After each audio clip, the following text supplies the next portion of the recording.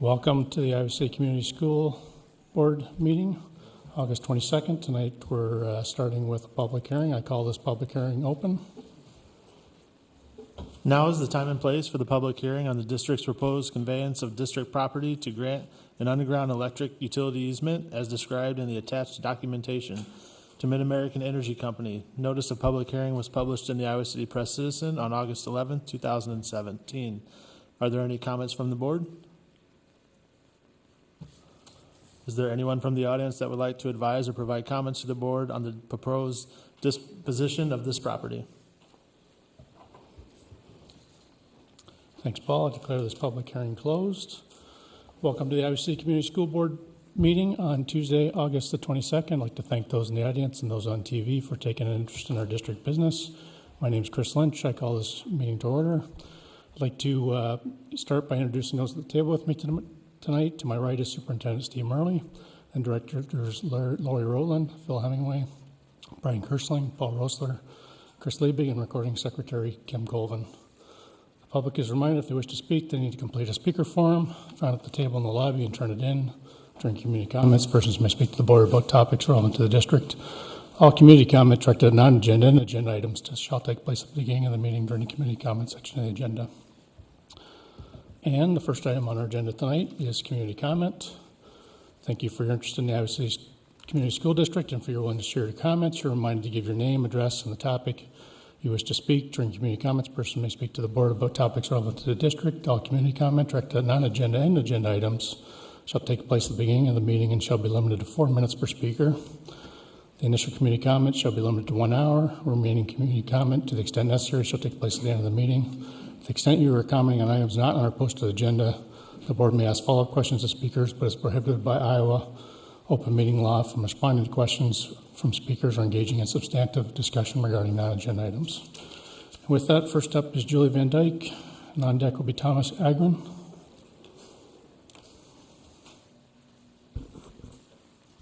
So are there sidewalks to the new school, New Hoover, yet? I hear there aren't. I hear the district has denied busing. I don't have that verified, but I hear that there are people who have concerns that their children can't walk to that school within the 1 mile radius because there are not sidewalks to the school. The city of Iowa City and the school district have known for 2-3 years the school was going to be built and scheduled to be open. Why isn't that settled? Why are parents actually contacting me and saying, hey, we can't get our kids to school safely because there are no sidewalks? I saw that the city of Iowa City said they didn't have their grant money yet. Boo-hoo-hoo. How long have we known the school is going to be open tomorrow? I don't really care. Somebody needs to provide those people safe transport for their kids to get to the school. And I hate to see it come out of the general fund because Iowa City doesn't feel like anding up the money. They need to. So I see that we have a new special ed director. I haven't received any email as a special ed parent in the district with a kid on an IEP. I haven't received any introduction or anything along those lines by email. I see we have a large update. I've come to most of the school board meetings where you've gone over items related to the state citation of the school district for a violation of the IEPs after the Grantwood AEA complained, and again for the plywood boxes that the biggest change you guys have made so far about is renaming them as seclusion rooms instead of timeout rooms. None of those things have come to me by email, by PowerSchool, using the district's voicemail tree system. Is there some reason that special ed parents can't be notified when there are significant actions taking place at board meetings or in regards to the special ed department? Is there some reason that we're not all informed? It's actually shameful. You know, there's an article in the Press Citizen that seems to imply that you've fixed everything with the state complaint. I don't believe that's true, and it's some nice spin, but you know, I'm concerned that we're starting out and that the district seems to play this game, the game of a 2 or 3 year old who closes his eyes and thinks that because he's got his eyes closed, we can't see him. Could you stop playing that game?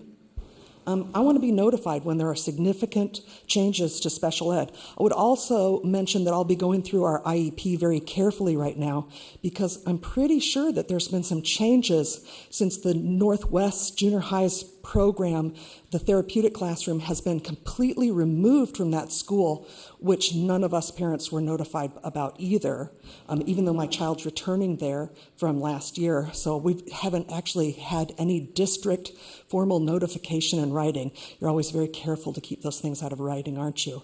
And my son will start there tomorrow in a new classroom that's now been changed into a BD room. And I don't believe that's referenced in our IEP anywhere, which, as I understand it, would be a significant change to our IEP, and yet we haven't even been notified of it in writing formally by the district.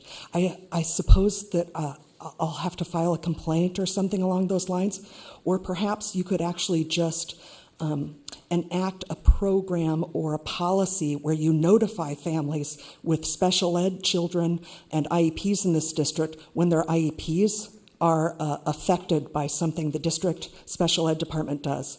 My child's IEP was flagged as part of the Grantwood AEA complaint to the state about the school district and by the state, and I still haven't received any written notification of that whatsoever. Thanks, Julie.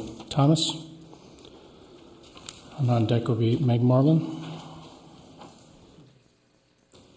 Evening, everybody. My name is Thomas Agren, and I worked with the Northside community to develop Option Z as a proposed site plan for Horace Mann School. I talked to you about that on a meeting April 25th, and I'm here tonight to discuss it again since it's on your agenda. As a neighborhood representative, I was assured after that meeting that I would be kept in the loop about site plan progress, but I only learned on Friday that a site plan for Horace Mann would be on the agenda tonight.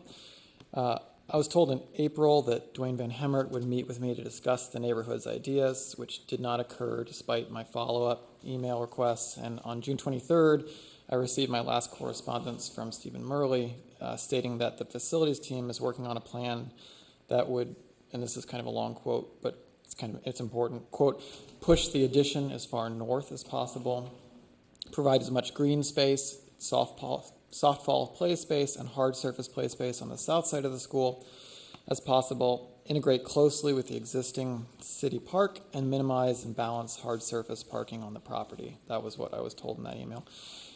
As a representative for the neighborhood, I asked for updates on the plan as it progressed and received none. Now, without being looped in, as was promised, we're here tonight to consider whether the current plan reflects those goals outlined by the superintendent.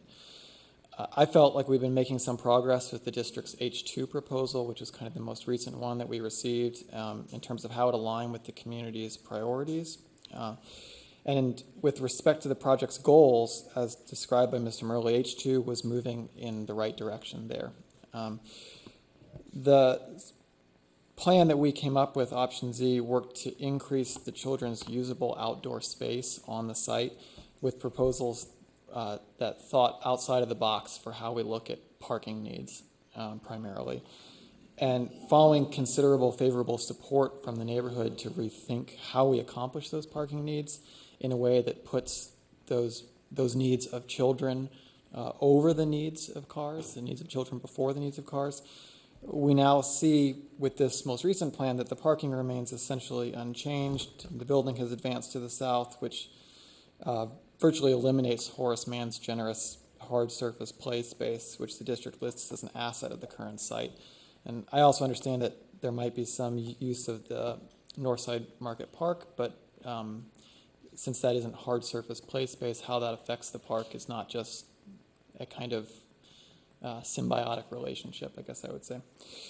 The plan before you tonight, I believe, says that despite the goal of maximizing green space and softball play space, as well as hard surface play space on the south side of the school, the square footage has been reduced. And in seeking to address facility equity, I would ask if this plan strikes the appropriate balance between the building program, the usable outdoor green and play space, vehicle access, and long and short-term parking. The project is really an exciting and important investment for the neighborhood. I couldn't be more thrilled that it's moving forward, but I hope as we move forward with it that we'll see a renewed and meaningful commitment from you all to communicate how this is actually progressing and how you are taking into account that information that you acquire via the community meetings that you help hold. So, thank you. Thanks, Thomas. Meg? I do have a clarifying question. Are you going to remain here for the discussion later on? I might be able to. It depends on when Sure, that, I when that understand. is. So, Okay. but Thank I you. will try to. Thank you. Thanks, Thomas. Meg?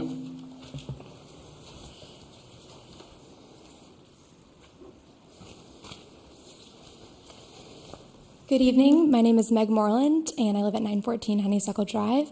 And I'm going to be a senior at West High starting tomorrow, so I'm super excited about that.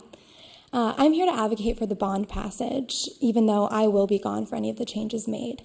But I do have 2 younger brothers, a lot of younger friends, and teachers who I've had who will benefit when this bond passes. I've spent my school years, all of them, with wonderful teachers, but not always in the best learning environments. I've spent plenty of time in temporaries and extremely hot classrooms, trying to learn and ignore the difficult conditions. I've had leaky windows that make things hot in the fall and freezing in the winter. I've eaten lunch on the hallway floor for the majority of my high school experience. And I want you to know that our learning environments matter. I don't think many of the community members who claim to oppose this bond would be willing to work in the conditions that many of our teachers and students do. There are 3 things that I've learned during my education that apply to this vote, and they are lessons that you will find from the book, All I Know, I Learned in Kindergarten. Number 1 is to share everything. Our schools belong to everyone. There are limited funds that we need to share in this district, and we as families and communities need to share in order to make our community a better place. If we all only focus on what we want individually and believe that things are scarce, we all lose. I hope our community members will come together and share for the greater good. Number 2 is to play fair. I believe it is so important that we have equity in our schools. Our schools should be healthy and accessible for all students, no matter where they live in the district. The needs of our schools are real, and they are not going away. We shouldn't have to wait. Lastly, to finish what you start. We have a lot of needs that we haven't addressed in the district. A facility plan was developed when I was in 5th grade, with lots of input to help improve all schools. Our community has a chance with this bond to finish the plan and make things right for all of our schools. If our community really values education, then we should be willing to put money towards that priority. I hope that on September 12th, the community comes together to support our schools. I believe our students and teachers have earned your support. And we talk a lot about buildings and facilities, and I hope that with the passage of this bond, we can really get back to our main focus, which is education. So, thank you. Thanks, Meg. That's it for community comment tonight. Next item on the agenda is the business consent agenda. Yeah, I move we approve the consent agenda less items 6 and 10. Second. And 6 is PD and 10 is the vehicle. Yes. Yep. 6, yeah, for professional development. Yeah. All right, how are the bills? Yeah, I went through, looked at them. I had a few questions they've been taken care of, and we'll be tracking some expenses. All right, thanks, Bill. Okay, we're ready to vote. Online voting is open.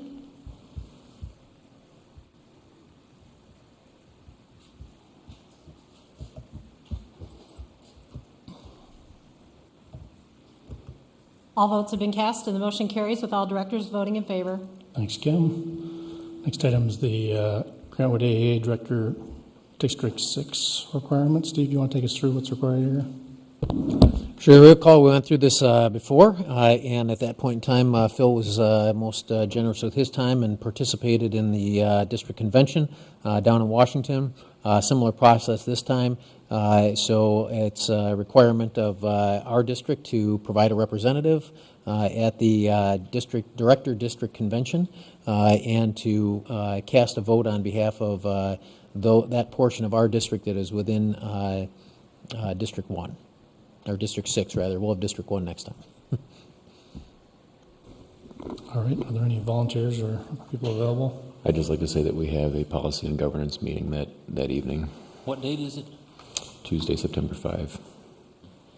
It's September 5th, right? Yes. Yeah. Well, if no one else wants to go, I will volunteer to go down and do that and take my daughter to the Washington Italian restaurant again. There you go. That's a good idea.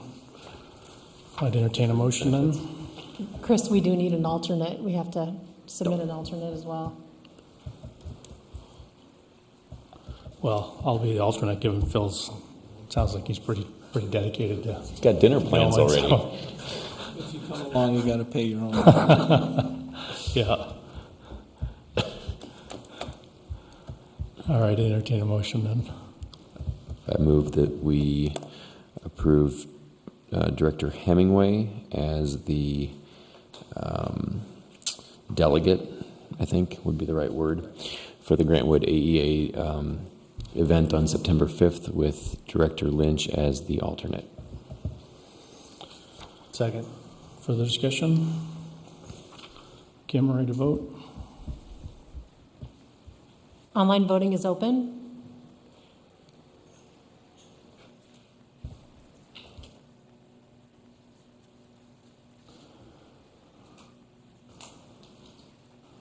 All votes have been cast, and the motion carries with all directors voting in favor. Thanks, Kim, and thanks, Phil, for volunteering.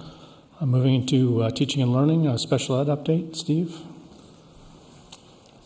We've got a team of folks that are going to present, and up front at the microphone are going to be Director of Special Ed Lisa Glenn and last year's Interim Director of Special Ed Jane Fry.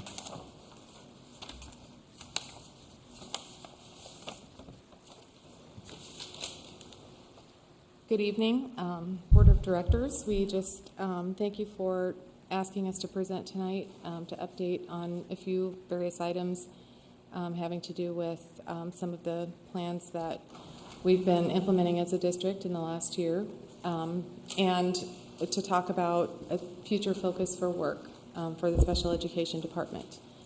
I'd just like to say that I'm thrilled to be here in the district working with all of the really highly skilled and dedicated professionals that are already here, and I feel lucky to be part of your wonderful team. So just a little bit from me.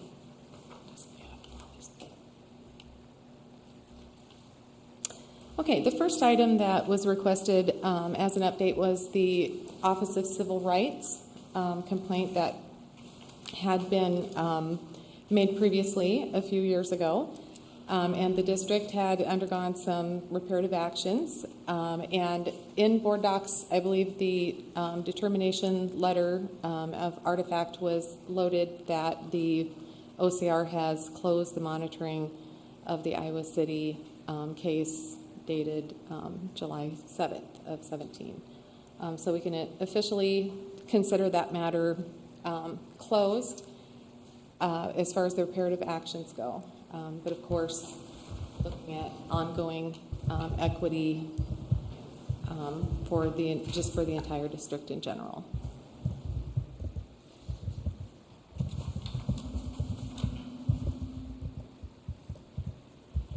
Additionally, there was also an item in board docs loaded, the determination letter dated February 16th of 17, which addressed the Grantwood AEA noncompliance corrections that had been ordered of the district. And that part of the corrective action plan addressing the AEA noncompliance was finished for the district, the formal actions in February. So that determination letter was presented to you also.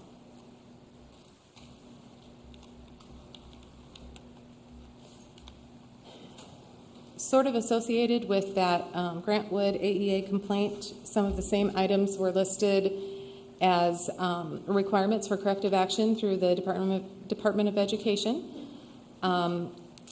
You have received a letter, I think only just today, that has been loaded into board docs and sent to you in email that finally we've been waiting and waiting, expecting the Department of Education to address our current status with regard to those corrective actions, and we have formally completed what they now consider year one of a 3-year almost continuous improvement process.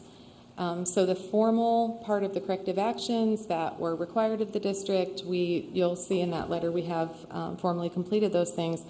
Although I think what we really want to see is ongoing improvement.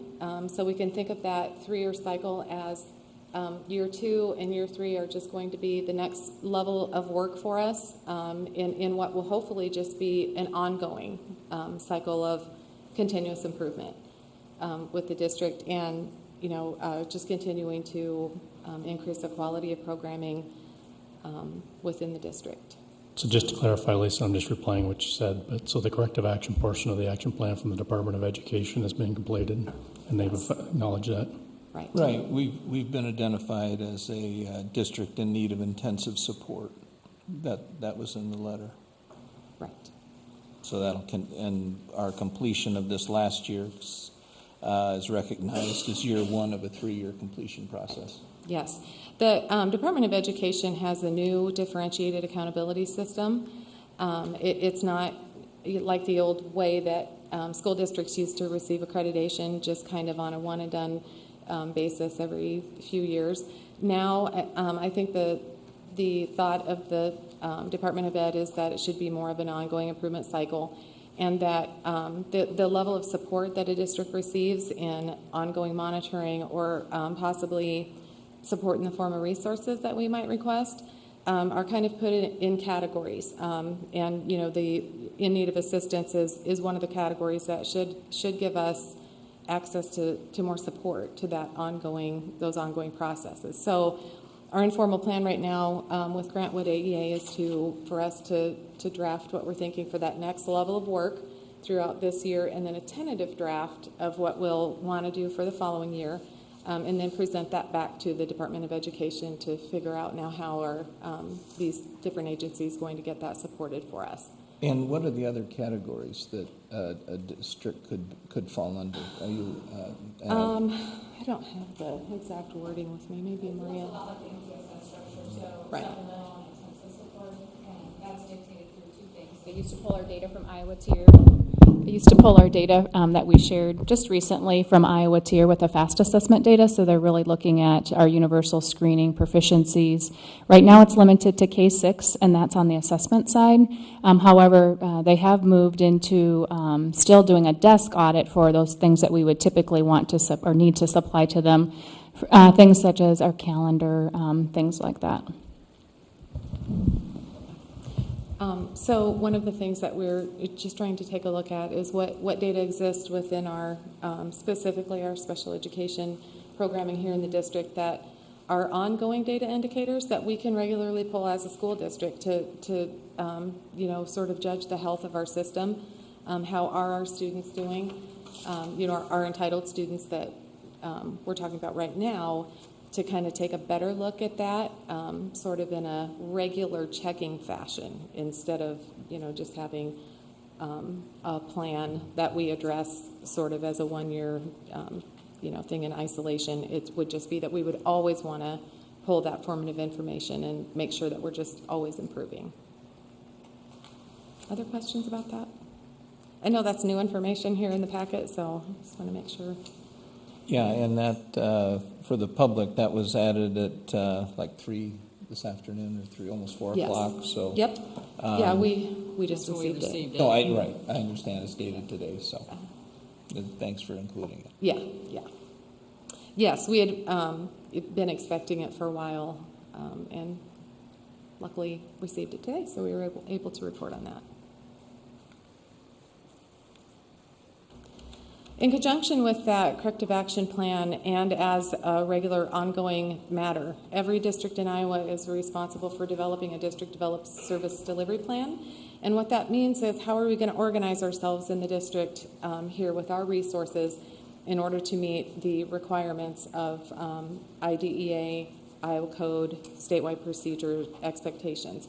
So every district develops a plan for themselves, and there's an expected process that has been outlined. The plan, it was actually attached in board docs, and has been up for public review all summer. So that's the draft that you saw, because it's not considered adopted until the board adopts it. So it has been, we've gone through the expected process, and it has been out for public comment. All feedback has been considered, and the final draft has gone through our Grantwood AEA partners for acceptance at that level. So that's happened, and now we're bringing it to you, asking for your approval. And how was the public notified that this was available for them for comment?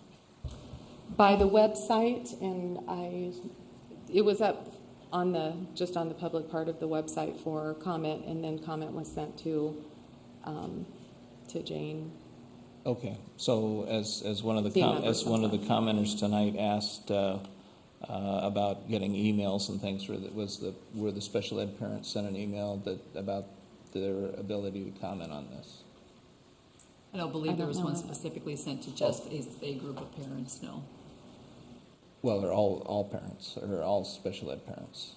Right, but I'm saying that group wouldn't have been, because anybody could, because it's sure. anyone Understood, comment, so right. it was to the general public, yes. Sure, but That's what I meant so by- someone would have had to look for it on the district website and then reply. And what kind of comments did you receive? I didn't receive any. Good, bad, or indifferent, that's... we did have, the review process was done by the Special Ed Advisory Committee, and there are parents that are part of that as well as district staff. And the process for this particular service delivery plan was focused on this, the pieces that were in the CAP that were specific to this, and part of that was when people reviewed our service delivery plan, the levels and types of supports that were available weren't clear with the types of language that we used, and so that group went through and did that, looking at the vocabulary, looking at is there a clearer way that we could describe the supports and services within the district. And so that was the main work that this group did when they were approaching the redevelopment of the service plan. And in this piece, it has a list of district personnel. That's not a complete list, is it? In the Just the participants. just Those would be the participants, correct. Okay. In this particular activity, we also had it led by two district teachers and one community partner facilitating the work.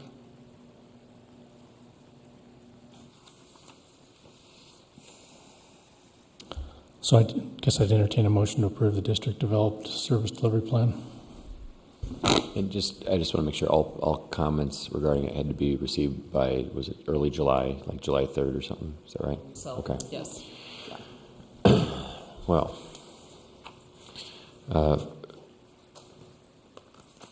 I move that we approve the district-developed special education service delivery plan for the ICCSD. Is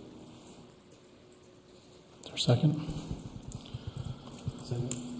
Further discussion? Can I just, real quickly, which attachment are we looking at? Where is that embodied? Help me out here. I think it's called DGSBP. Yep. Okay, thank you. Sorry. Sure. Yeah.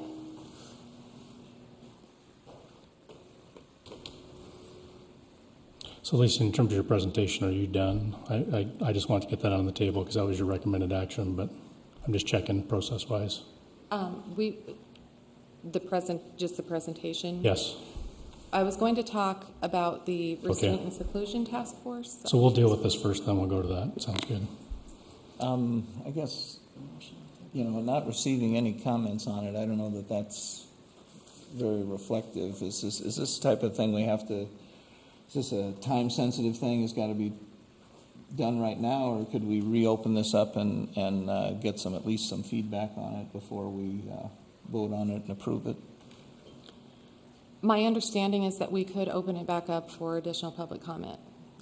It's just, we would want to kind of keep in mind a general time frame of we need to have a plan in place. And the one that we did have a plan in place, that just needed some more clarity to it, which Sure. was part of the corrective action plan. Well, But yeah. given the circumstances of special ed and everything like in the district at its present time, I think it'd be important for us to open this up and get some, at least, since people may not have been aware that this was something that they had an opportunity to comment. So your motion is to approve this. So. Brian's. Now, my two cents would be approve this plan. If you want to get more public input, go do it. Is there anything that doesn't happen if you don't approve it? Not that I am aware of, because these are unusual circumstances behind which the plan was updated. Normally, it's just done on a year ahead of your accreditation visit, but this was as a result of the corrective actions that were required. But I think that we've heard that we've completed the corrective actions. That final step being the adoption of the plan, but the process is underway. Got it. But is there anything that's not going to happen, or would be there non-compliance by not improving it? I don't think at this point that there would be anything that would happen by taking additional time. Okay, so there's a lot of negatives in that statement. I want to make sure that I understand clearly. Is there anything? So why did you ask for this action tonight? Let me ask it another way. Because we have gone through the expected and prescribed process, and it had been out for public review, and it has been approved by AEA, and so the final step is to be approved by the board, which is we will have to do that because it was part of the corrective action plan. But not approving it tonight won't. So we don't need to take action? Okay. Well, do you want to vote on the motion, or you want to withdraw it? I'd withdraw the motion. Withdraw the second? Yep. All right. Do you have a thought on time frame to come back? I guess I understand this is new news, but are you talking weeks, months, or Steve, what do we, help us with? What would you recommend as an ample time? Is it Maybe you can come back with a time frame then if we don't know. I mean, if you don't know, come back with a time frame. We'll get on a future agenda. Mm-hmm. We could put it out as soon as tomorrow. We could have it back on the agenda on the 12th, leave it open because we've got a 3-week interval between now and the next board meeting. Well, that's pretty fast at the start of school. I mean, I'm not pushing time. Right, that's why. It's come back in October maybe, or right, first meeting in October. in 1 month from now would be September 26th. Yeah, but that's the first meeting of. Oh, yeah. I mean, why don't you come back to the first meeting in October? Does that work? And we'll send some, is it possible to send some type of a notification other than just the discussion here at the board table to alert people that this is something? Yes, we'll be happy to. Okay, super. With the start of school, it's a great opportunity to kind of get that out. Mm-hmm. Just along those lines too, it's a 20-page document, and a parent receiving an email, if there's just a 20-page attachment, if there's some way to put a cover explanation on it that could focus people on certain, summary or certain things that we really need feedback on, I think it'd be helpful. I'll ask about that. We'll probably just consult our AEA friends to find that out. If not, we could put a short excerpt in an email saying, here's basically what the plan is and what it's for, and then a link to that full plan for people to look at. So just before we move on, then, I just want to end with a few thank yous. So thank you to the Grantwood AEA. I know Maria Cashman's here, so thank you for the Grantwood AEA support. Thanks to the Department of Education, to all the folks who were involved. Thanks to the OCR. Big thanks, I think, to you, Jane, filling the interim role of the last year. That was certainly a challenge, and at least we're just excited you're here, and we look forward to moving on to bigger and better things as you get beyond compliance, so you can get into real improvement. And so we're happy to have you here. So I just want to say thanks before we move on to the next topic, because this is a big deal. I mean, there's 3 significant accomplishments here, and it's getting back to somewhat of a, the base expectation. But having said that, it was a significant effort by all the parties involved, and we delivered on what we said we'd deliver. And we all had high expectations to do a quality job quickly, and you met the timeline. So, all right, thank you. So we can move on to the next slide.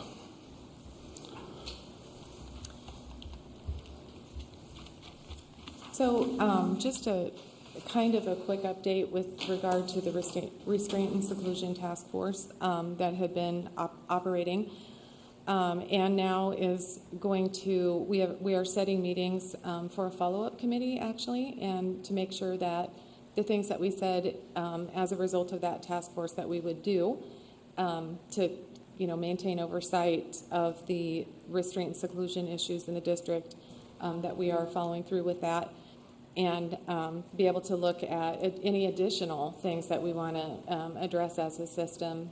And some of those things are the repurposing of seclusion areas at Kirkwood, Wickham, Liberty, Weber, North Central Junior High, and Hoover East building. And repurposing, I had another person ask me what that means. It means we're going to use the areas differently. That in a lot of what was done to the rooms, well, in a lot of cases they were completely dismantled. In other cases we took doors off because we don't need them. In other cases we changed out hardware so that they're not going to be used for the same sort of enclosure. It just kind of depended at those different buildings what could and should be done with that particular area. But we've had wonderful response from the physical plant folks who've prioritized this work of getting our space in those buildings back to a more useful nature. So we appreciate that very much. A big change that you are likely to hear more about at some point is that we have rolled out electronic Chapter 103 restraint and seclusion reporting. We've rolled that out to principals. We're getting training in buildings now to use what is actually a Google form that populates to a spreadsheet where we can see building-wide data. And a team of people at the district level can see district-wide data. The most important, part of having that data, obviously we need and want to keep parents very informed, but we also have a responsibility as district personnel to make sure that we're doing everything we can to see the need for that restraint and seclusion decrease. That takes a whole lot of problem solving at a team level, which should be a couple of different team levels. There should be a building team level who all building teams are responsible for their internal team reviewing that data building wide every month with some of their support people included in that conversation. And then also at the district level, we will review district-wide information once a month. And those are minimum. That's at a minimum. At sometimes I think buildings and district review will take place more often than that. But the reason is really so that we can get the right resources and the right amount of attention to those cases to help those students because we just don't want to need it. We should have plans that are just great enough that we're not running into the need for restraint and seclusion and keeping students safe in that manner. So. We've done a lot of talking with our challenging behavior folks at the district level and in kind of organizing and collaborating with our special education and general education team members to build a more seamless system for behavior supports. Taking a look at, and I've included here the investigating university partnerships possibilities to assist with continuing to align best practice in supporting students with behavior needs. What should supports, what kind of things in research would be promising practices that we want to make sure that our students here in Iowa City have access to those supports also. Well, what are those supports? And really looking from a research-based point of view. So that's why we're talking right now at the university level with how can we partner more on this. So I guess that's a stay tuned type issue. So we are in the process right now of getting meetings on the books for that follow-up committee, and those meetings will be quarterly. So maybe there's a potential of reporting out right before or after one of those meetings here back to the board to keep you updated as to the activity in this area too. And on the training you were talking about, you're in the process of doing it now. Do you have an idea on when you'll have covered the buildings and that? Yes. The principals of every building are rolling out training in their building, and they have other resource people that they can use to help with that. We've provided some anchor materials for them to be able to do it, some tech support for them to be able to do it, and then some coach support that they can ask to help them actually conduct the training. And the timeline is within 1 month of school starting. All principals thought that that was a realistic time frame to be able to first get command of the technology pieces themselves, and then also get quality training to the people who need to be able to report.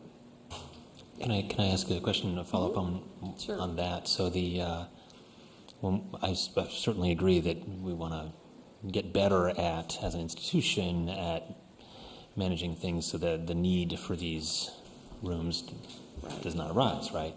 But I want to make sure that we're defining the word need, in a particular way. So, I mean, are we at the point now where part of this training will be that it's only appropriate to use these rooms when you are preventing harm to the student, harm to other students, or I guess maybe, I don't know if property is still in that list.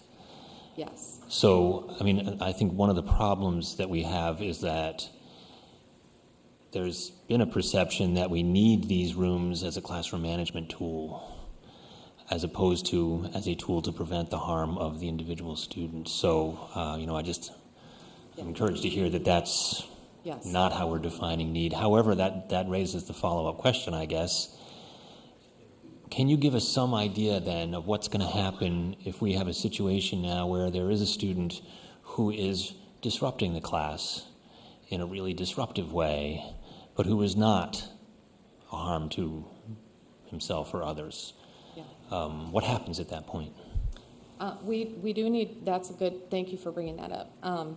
In the case of using restraint and seclusion, those procedures are only acceptable in the case where significant damage or harm is going to be done to the student or other students, or even to some extent property. Some property damage we can replace things, but some property damage also has the potential of harming the student. So, in those cases we would only revert to those kind of tactics as is really a safety measure. Disruption is a different thing. We could, use, according to code, we could use some sort of force, reasonable force, in order to quell a disturbance. In most cases, we're going to use other means to quell a disturbance when it does not include safety. Yes. We do have to find other management tactics for conducting school in spite of a disruption that might be occurring. And that's really working with that teacher in the classroom to figure out how do we have school go on for all students, including the student that we're talking about, but classrooms full of students who may have a prolonged disruption. That is a management issue that we have to just work really carefully with teachers on. Well, I understand part of that will involve trying to make sure people are diffusing situations before they arise. Right. But I guess I'm wondering, to some extent, is there, and I'm just kind of curious, I mean, are there additional resources in the form of staff that can come into play, or is it all on the teacher? It really depends on the situation, but we have a lot of supports for students here in our schools. A lot of staff that are specialists in certain areas that can assist with those sort of events. When I say the teacher, I don't just mean one teacher. In most cases, it wouldn't just be one teacher. We would really encourage and want to see a team approach to maintaining that order and safety. Okay, one more specific follow-up. We have heard a few times that something has changed at Northwest Junior High about the room that was one way and is now another way. Are you in a position right now to fill us in on that? Jane?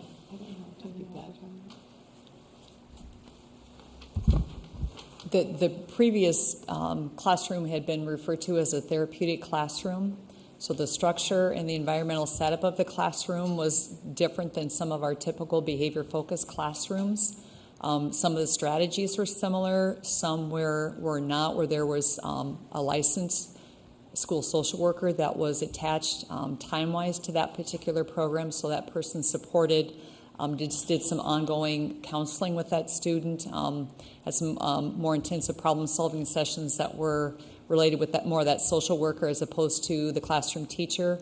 The students were able to, at any time, if the students started to escalate, feel anxious, whatever the particular triggers were that the team had identified as part of their behavior intervention plan, and the students would have the opportunity to go to that classroom and then either implement their coping strategies at that time, receive some coaching from the classroom teacher, the licensed social worker, and reviewing the supports that are provided in that particular program and looking across the district. There wasn't anything about the supports that were being provided there that weren't good strategies and supports that should be included in all of our behavior-focused classrooms. And so we started looking at how can we provide those same structures in the other classrooms as well. So that's the model we're moving towards right now. And I know it's concerning when we have a title change for a particular classroom, which was one of the reasons that we were working on some of the language and the terminology on that district developed service plan.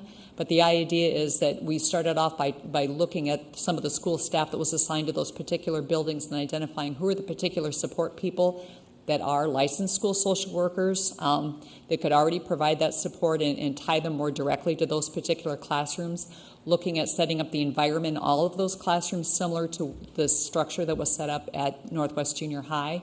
We do have that in several classrooms now across the district, and we'll continue to push that out as the training occurs, as Lisa was referring to earlier. So that model is still there. That model is one that we want to expand because the services and supports that are received by the students in the classrooms that we label as that are really good supports for all of our students that are struggling with behavior and social and emotional kinds of barriers.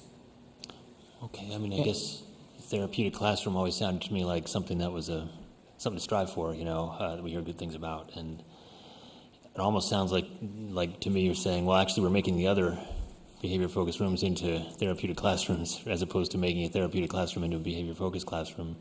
I don't know, are we just talking about labels in that way, or is there some reason why we decided to move away from the idea of therapeutic classroom in that building?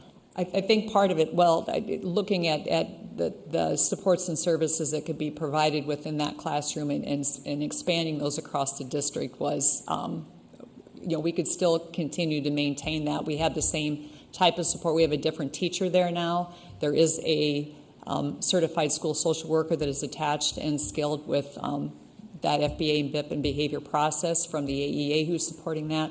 We also have a very skilled student family advocate there that has a similar background as well. So it really is about circling those supports that seem to have the best impact on students and the ones that are research-based as well.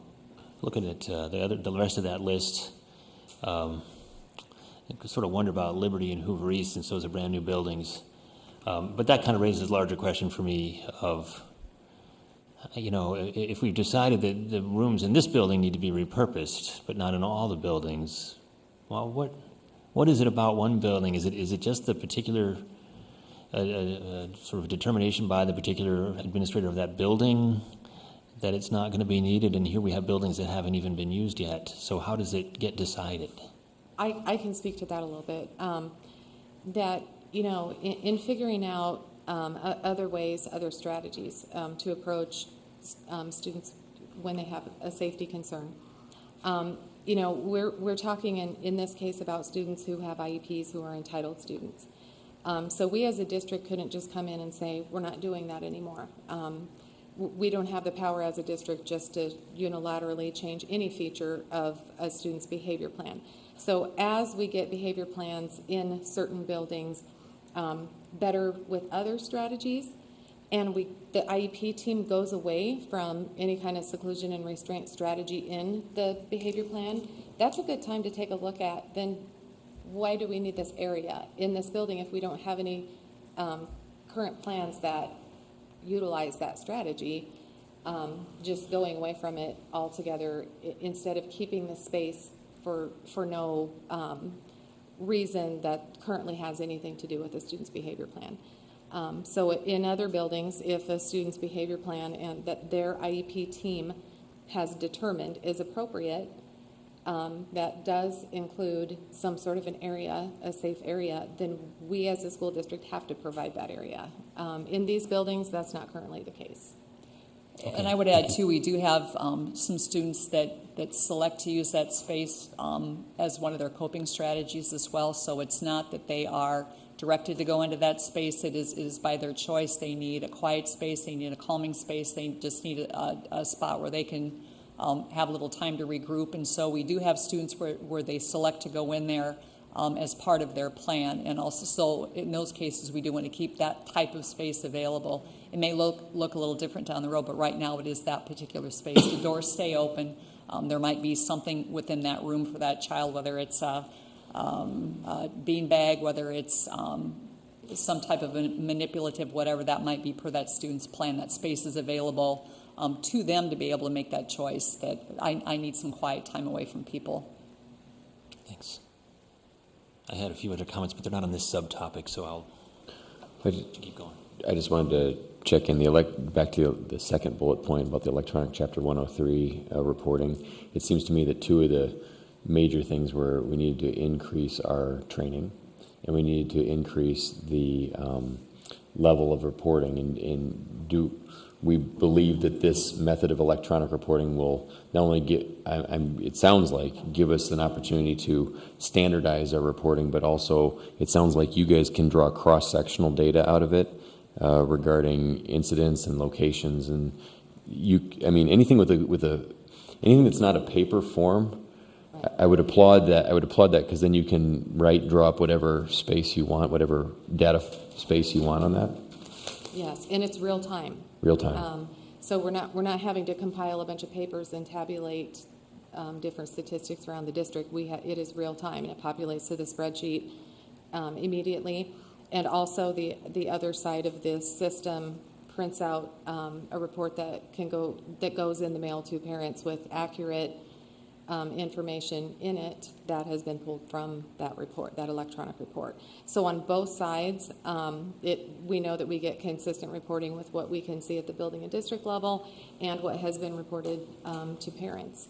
And I know that some of the features on the form of information that will be included going to parents are things that at least I've heard parents want to still have that anecdotal information about, which I think was some of the conversation that happened at those task force meetings.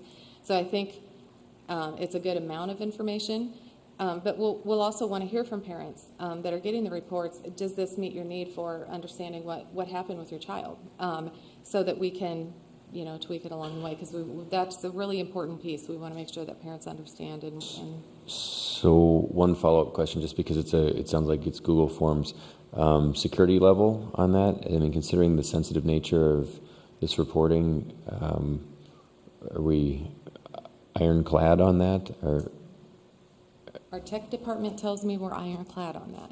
Okay. Only people who are invited to these spreadsheets can see them. Okay. I mean, that's certainly been my experience with Google Forms and spreadsheets in the past, but I just wanted to... But I'm glad that you asked that, because there could be parents who are wanting to know that too. If they don't know what the backside of those forms looks like, it looks like you can only view it. Only a very select number of people in each building can view it, and it's who the principal is designated as.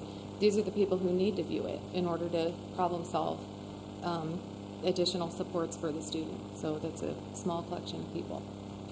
And one thing to add to that, too, that the phone contacts home will still continue to happen, because that was certainly feedback that we got from parents, too, that the form was great, the reporting was great, but what they really appreciated was the phone call from the teacher immediately after the situation had happened and the information that was shared back and forth.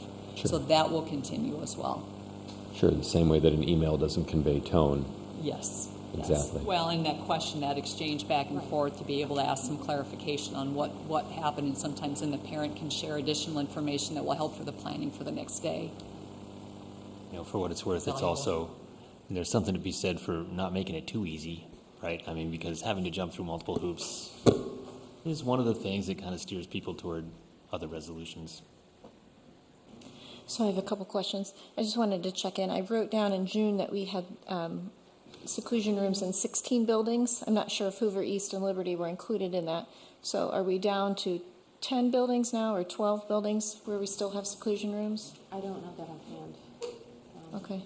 Maybe if you could let us know. Just be nice to have a barometer of where we stand with that.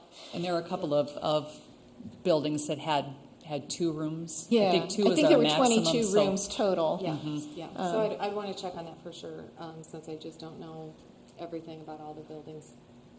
Yeah, and maybe some of these buildings were ones that had 2 rooms. I'm guessing not, if you remove the rooms, but I just need to... it'd be nice to have that barometer. And I will say Liberty wouldn't have been in that count because that count was initiated at the beginning of the school year, so that wasn't included in that initial count. Okay. And I would say that and looking at Hoover would have been represented in the Longfellow data, so probably a couple of these are just going to be a static exchange. Okay, so probably 12 buildings still have them. Okay. Going back to the plan that we're going to notify parents of and ask for feedback. So not everybody uses email. Some people opt out of email. How can we make sure in many methods that the information gets to folks everywhere with any language and, any format that works for them? So you're suggesting that we find alternative ways to distribute the information other than just electronically through the website? Is that what you're asking? Yeah. I mean, if the notification was on the website and nobody responded, then we should do something different. And I don't know that you said specifically you were going to do email, but right. That would catch probably most people, but not everybody. Yeah, we sure can. The expectation is that it is put up on the district website, for the general process in districts, but we're not against other means of distributing it. This plan is not a secret. It is public information. We want to invite the public to give real feedback, no matter what that is. Could we send a paper letter home with every special ed parent? Is that something we could do? If that's something that you would like to see done, we certainly could. Just given the history of the district, I think it's a time when we should go out of our way to show that we are asking for this feedback so that there's no question that we were trying to avoid getting everybody's input. Yes, if a paper form would maybe give some families an opportunity who wouldn't have otherwise had it, we could absolutely do that. Yeah, and that way also, if a teacher knows that there's a language barrier, then they would hopefully not send it home in English. Right. Hopefully address that. We would be happy to. Okay, thank you. Just a question that's occurred to me as I'm sitting here. So you mentioned that some of the rooms now might be repurposed in such a way that they wouldn't even have a door. Or a different door. Okay. A ordinary door on any other room, like it is on any other room in this. Well, I guess my question then is, if a student is, in one of those rooms, does that count as a seclusion event? Seclusion happens according to code when we block egress. So no matter what the room is or looks like, whether it's in or outside of a regular classroom, it actually says in code, as soon as we block egress, that is a seclusion. Does closing the door mean that egress is blocked if the door could be opened from the inside? No. If a student is in a classroom, just any classroom, and we shut the door, they know they're free to leave and they can leave even though the door is shut. Kinda. That is not. We're not blocking egress. So if you were in one of these, rooms, and it had a traditional door that can be opened from the inside, that wouldn't necessarily count as a seclusion event that would trigger all this reporting. Right. But the student would still be missing out on education. So I wonder if that's going to be kept track of in some other fashion. I would say I think where we want to be is that we, according to students' IEP goals, we would entertain as an IEP team actually monitoring the amount of time they're spending disengaged from instruction, which could include a lot of other things other than just seclusion. So hopefully we're getting at that through the individual monitoring of IEP goals. I hope so. Okay, thanks. Yeah, and kind of on that same line, seclusion rooms have specific size and requirements and everything that way. In our discussions, we'll talk about calming rooms and things like that. Is there any defined size or metric for what defines a calming room? Not that I'm aware of. Okay. There isn't an actual dimension that defines Right. Space for seclusion either. Well, I thought. I mean, there's a district developed specs. Right. We don't have anything that way code. for calming or anything along those lines. Not that I'm aware of. Okay. I don't think so. So Lisa, just before you move on, I just want to take the opportunity to again thank the task force, right? You always start kind of diverging, then you converge, and then you have a high-level action plan. But it's great to see the detailed action plan and come back and you can understand the real improvement. And I understand you're just starting, but it feels like a great start for tomorrow. So, and we look forward over the next month to some of this stuff really getting rolled out and see what happens. So. And have we formally welcomed Ms. Glenn here? I was going to do it at the end. Okay, very good. I didn't want to mess her mojo up at the start, so. We just kind of dove right into it. I just wondered if it was the type of a thing along those lines. So. Well, welcome. Thank you. And I did, at the April 11th meeting, attach some questions concerning special ed. And I was wondering at some time if we could get some answers to those. Our priority work for the district. Of course, we finished some of the layers that have already been discussed tonight, but I guess we would just want, the understanding to be there that we, as a department, we have ongoing priorities. Every department in the school district does. So, some of the things that I think are our next layer of work would be including developing a vision for quality programming for students with disabilities, and specifically alignment with IDEA, the district mission statement, the strategic plan, all of those pieces that are should be guiding references for us to the outcomes that we want to achieve for our students with disabilities through our programming here in the district. Of course, we've been discussing extensively the continued work in the area of behavior supports, and the most important part of that being the services to students. We want and need for students to receive high quality of services that allow them to access their education. That's a primary area of focus for us right now. Integrating work across the system, like I had mentioned with some of our behavior work that's going on, taking a look at general education mechanisms that we have, at-risk mechanisms that we have, special education mechanisms, and making sure that all of those systems are working with each other to provide a package of support for students. And then, of course, supporting principals, teachers, and paras, who are the people who really are the people who are, in the trenches doing the hard work with students every day. And we realize that and just want to thank those folks for their work, because if it doesn't make it to the students, it doesn't really matter if we did it. It has that improvement in quality has to make it to the students, and those folks really are the conduit to that. Without really high quality principals, teachers, paras, it wouldn't happen. So supporting those folks on the front line is a priority for us, ongoing. Is there any help you need from us tonight, or is this will be an ongoing conversation? I think it should be considered an ongoing conversation. That yes, we do need support from the board in order to make this really hard work happen. So you'll just be hearing a lot more about that over time and as things come up. And I'm going to say one more thing. And as we heard with community comment, parents are feeling like maybe they're not kept in the loop on changes, big changes such as your addition to our district. Would there be a way that we could add to our priority work here an item to improve communication? I don't know if that's a newsletter or a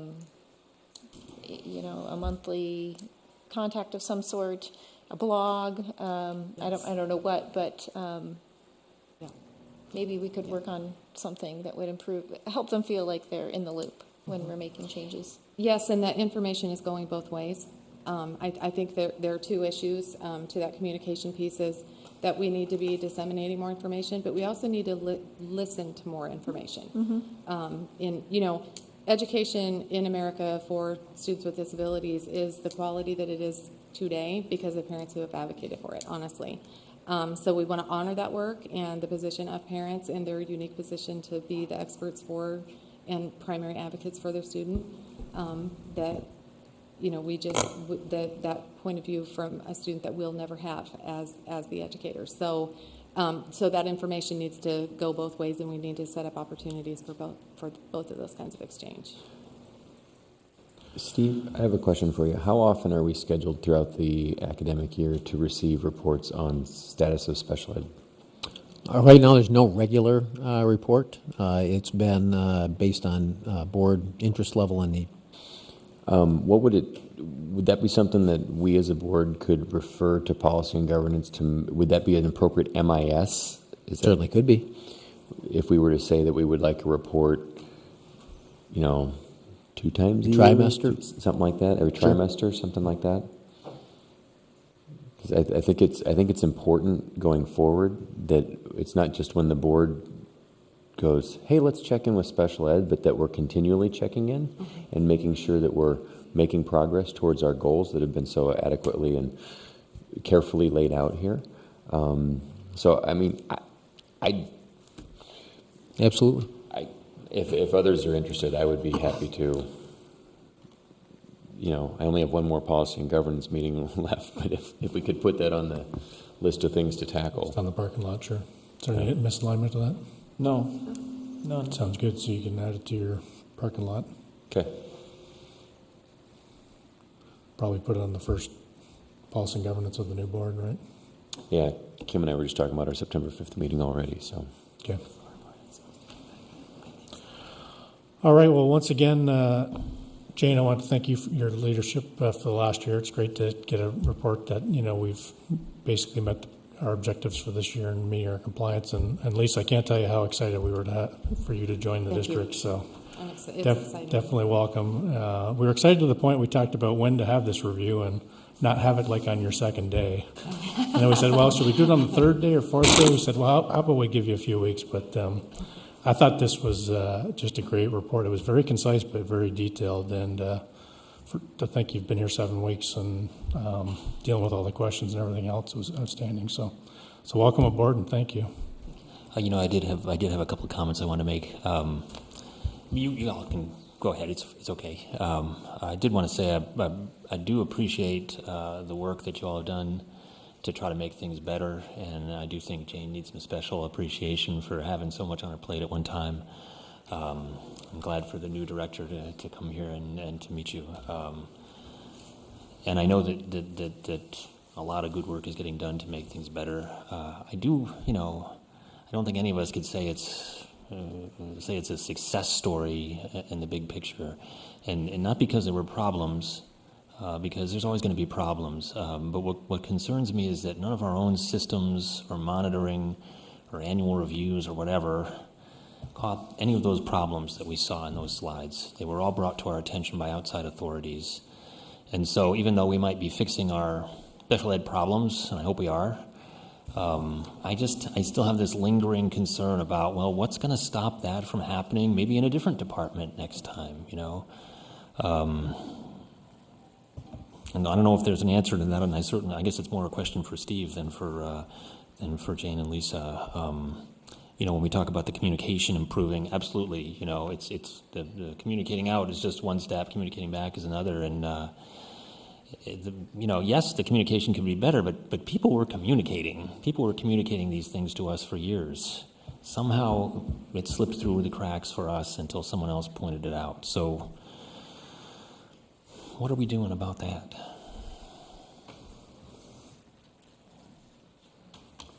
Steve, do you want to answer that tonight, or is that going to be a future conversation? I think we've got great feedback loops built in right now with some of the systems that we put in place across the district. I'll use curriculum instruction as an example. So I think we've got a really robust process that includes a lot of staff members and community members in our curriculum review process. I think that's something that we could look at in terms of duplicating in other areas to ensure that there aren't gaps in that communication. I think that the process that we have in place there allows for us to develop that systemic analysis in such a manner that we include that feedback in our continuous improvement process. And so I think in those areas where it is working, I think it's an opportunity for us to take those processes and duplicate those and make sure that we're using them across the district. One sub point of that was, one of the lines in the state report, which was sort of beyond their jurisdiction, was that idea of retaliatory culture. I remember at some point after that happened, I forget if it got presented to us formally or not, but there was some process underway to look into that or to examine that. I mean, is that still ongoing, or did that result in anything? It did. That was we worked with the ICEA and we worked with a federal mediator who came in to help facilitate that process.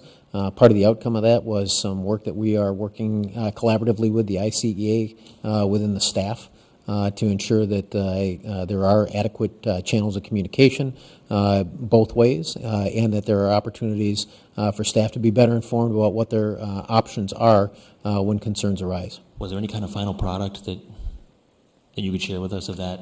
We're still in the progress of working on that with the ICEA, so I don't know if we've got anything that's publishable from that standpoint.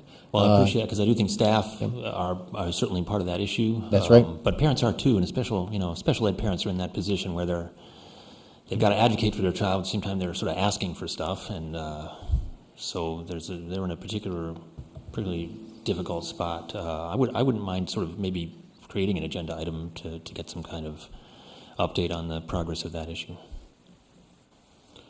All right, we can talk that agenda setting. With that, I'm going to move us on to Appendix 9. Dwayne? Thank you. We have 4 projects to discuss this evening, and we'll put me into the end. The first one is Liberty High School. We have a change request for $221,000, and a lot of that was for code requested items. The fire marshal required that we had add some additional fire detection devices, do some additional testing, which was expensive, and paint some fire lanes, and also put some plumbing isolation valves in the building, which doesn't mean much to most people, but it allows us to shut down certain sections of the building without shutting down the entire building. The district requested some flooring changes, some additional signs, some hardware in science room, hardware, I guess, a good way to describe it. If you were out there, you saw some pipes hanging from the ceilings. That's what that was. And that totaled $136,750. I did look at the overall budget this afternoon to make sure that we're still within budget on this project, and we are.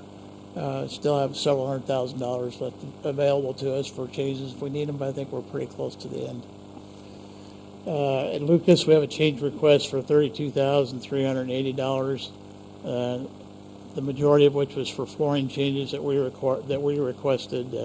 If you got to see Lucas last night, you'll notice that the entire corridor had new vinyl tile. It used to have stained concrete that wasn't very attractive, so we added that flooring.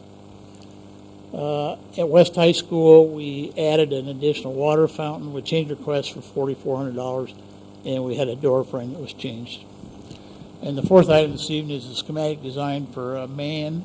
And while they're getting set up, the architects are here from, you may recall that when we did Longfellow, we had a joint venture with BCDM Architects out of Omaha and Rohrbach and Associates in Iowa City. And that same partnership, we selected to do this project. And so this is now their second project.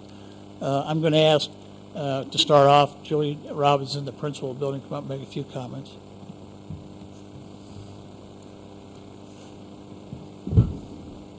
Take your pick.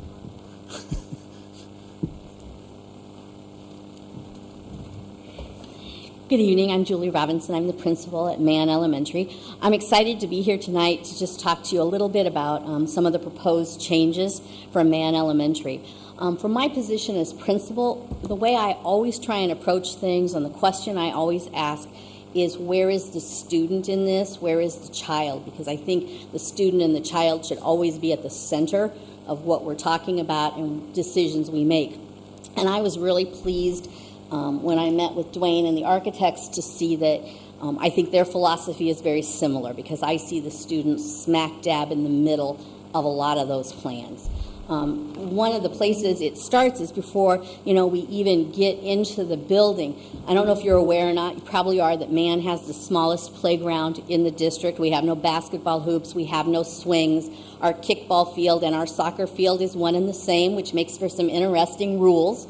And, one of the things we do at recess is we really have to designate one staff member whose job is to go chase the balls that get kicked over the fence. And what that involves is you have to wait for the stoplight at Church and Dodge to change so that you can dart into Church Street and grab the ball and throw it back. And it's kind of interesting to watch how many good Samaritans you'll have on any given day that stop their car to get out to throw the ball back. And one of the things, I don't think they did it for this reason, but it was just fortuitous, is in their plan they've sort of pushed the playground back towards the other side of the building, which not only gives us more space, but it also creates a parking lot buffer between the street and the playground. And I think that if you drive around and look at schools in the Iowa City District, that's a pretty common thing to try and increase that buffer, so that you don't just have emergency vehicles and other vehicles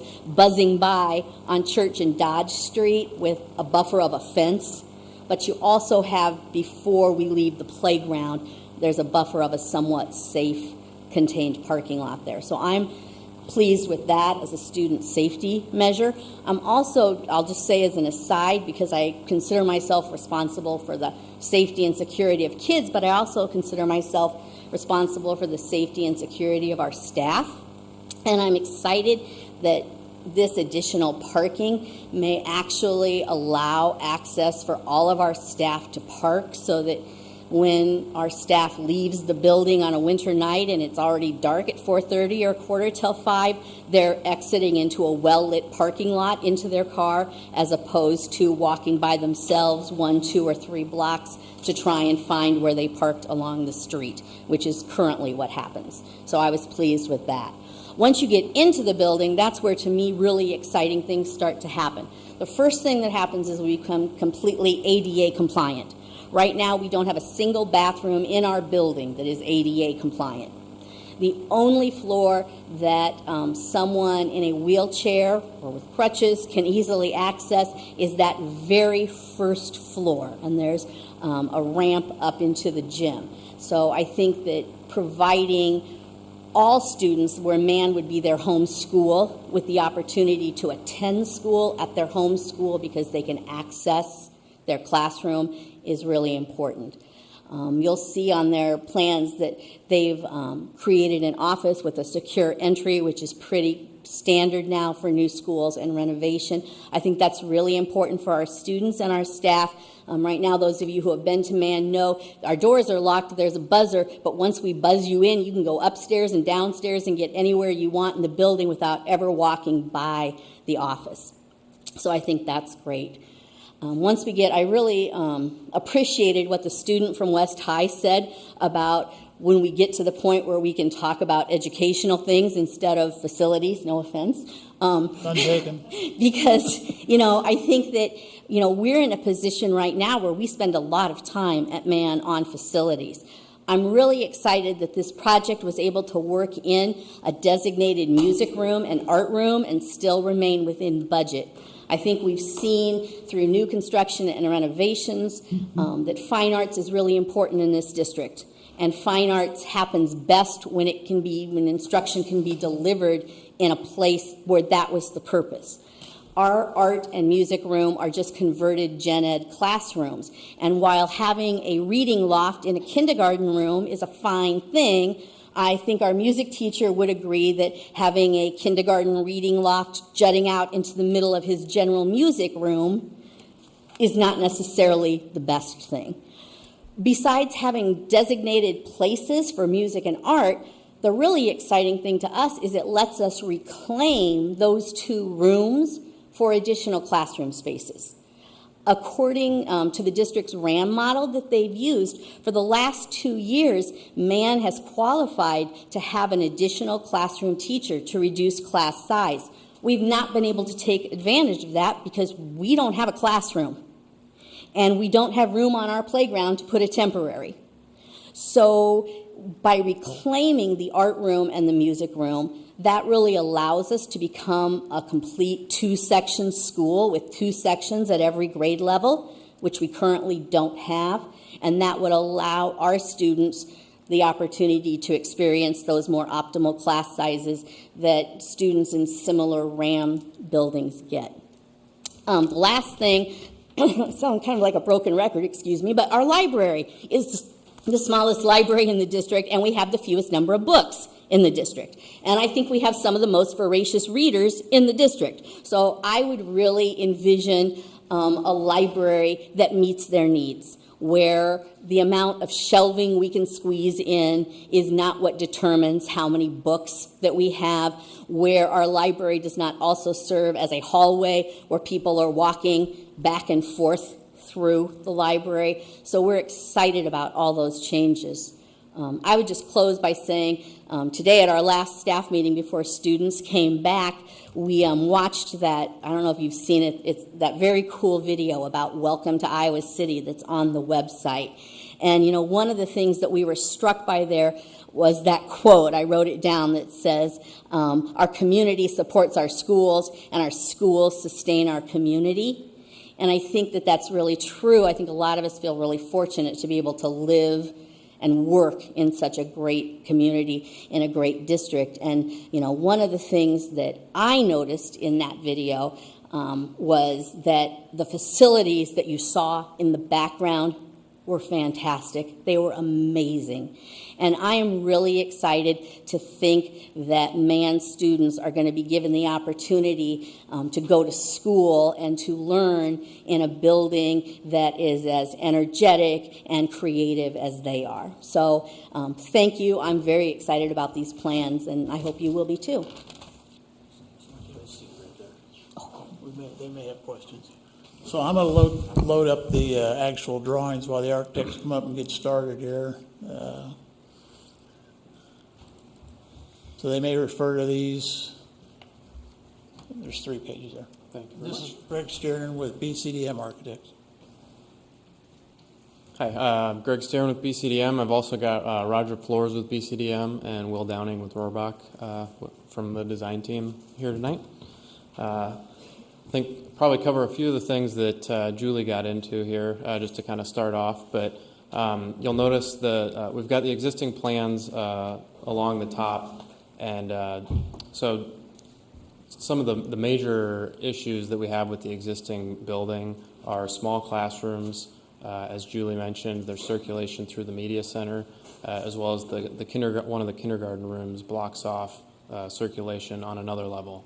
We also have the boys and girls restrooms separated on each floor, which makes it difficult for staff supervision. Just close that down. And as she said, we don't have 2 units for every classroom. So in doing this, I guess I'll take one more step back. We also worked on Longfellow Elementary. Both of them are based on a very similar floor plan from 1917. So a lot of the efficiencies and budget items that we learned from that just a year prior, we've taken through to this project. So on the ground level, you'll notice that's where the kindergarten is blocking circulation through. The gymnasium is a shared space for the cafeteria, so there's scheduling issues there, and just can't emphasize enough some of the small spaces that we have.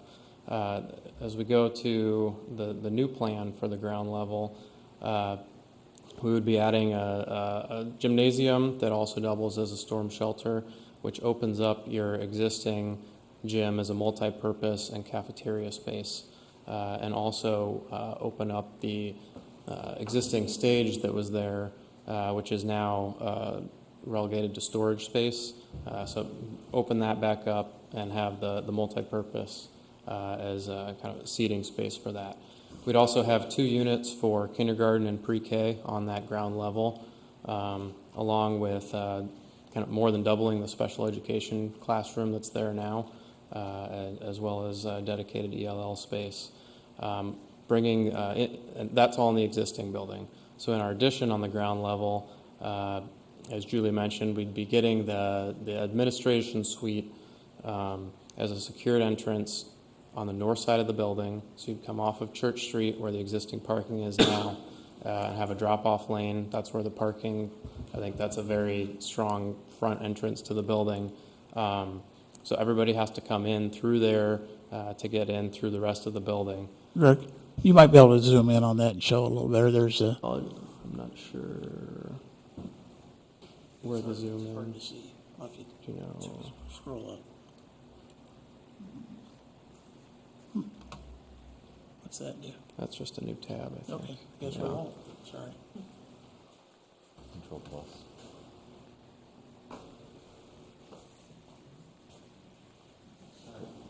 So, yes, I apologize. I don't know how to zoom in on here. Control plus. See what happens. Nothing? Nope. Never mind. Useless. Kristen, what do you need? There you go. There we go. Yeah, just go ahead and scroll them. Go ahead and do a little bit more, I think. And there you slide All over right. and show them. So. There you go. So here's the admin suite that I was talking about. So in the admin suite itself, including an SFA office in there, the current health room at Mann is, there's barely enough room for a cot in there. Having a restroom off of that, a pantry space for the food program there, the principal's office, conference room, going over to the music room, secluding that from a noise standpoint to the other side of the gymnasium, and having, you can see a secondary entrance there that when we get to the site plan, that'll take you down past the playground. As we go up a story, our media center will be above the administration suite. So again, from a sound isolation standpoint, that should be a quieter study zone. Because that goes up on an upper level, we have a stairwell out the back for getting 2 exits out of that space. Again, the upper volume of our storm shelter gymnasium, and then the art classroom above the music. And while music and art were not in the original program, as I mentioned, working on Longfellow last year and having very up-to-date cost numbers for a very, very similar project, we feel confident that this all fits within the budget, opening up the existing classrooms to get decent-sized and two classrooms per grade. We've addressed the separated restrooms on each floor, bringing those into one space so that the teachers can easily monitor the students, and getting first grade, second grade, and third grade all on that next level up.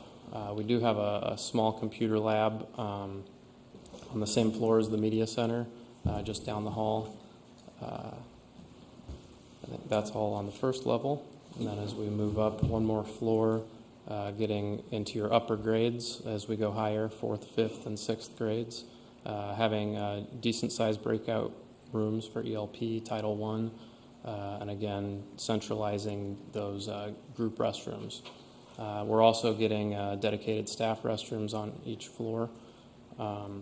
As we get into kind of more of the mechanical, electrical aspects, in getting an elevator to make everything ADA accessible, and adding an addition to the building, we'll need to upgrade the electrical service. It'll be a pretty complete gut job of the interior in terms of all new LED energy efficient lighting, making everything code compliant, fire alarm, sprinkler system, all that, bringing that all up to code. Will also be, it's one of the few schools in the district that's not air conditioned at this point. So that would be part of this project, to have a heat pump system for the school from a mechanical standpoint. We would have a cooling tower completely screened off on the ground level. And I think that's a pretty quick recap of just the programmatic items and floor plans. So how that translates then to 3 dimensions.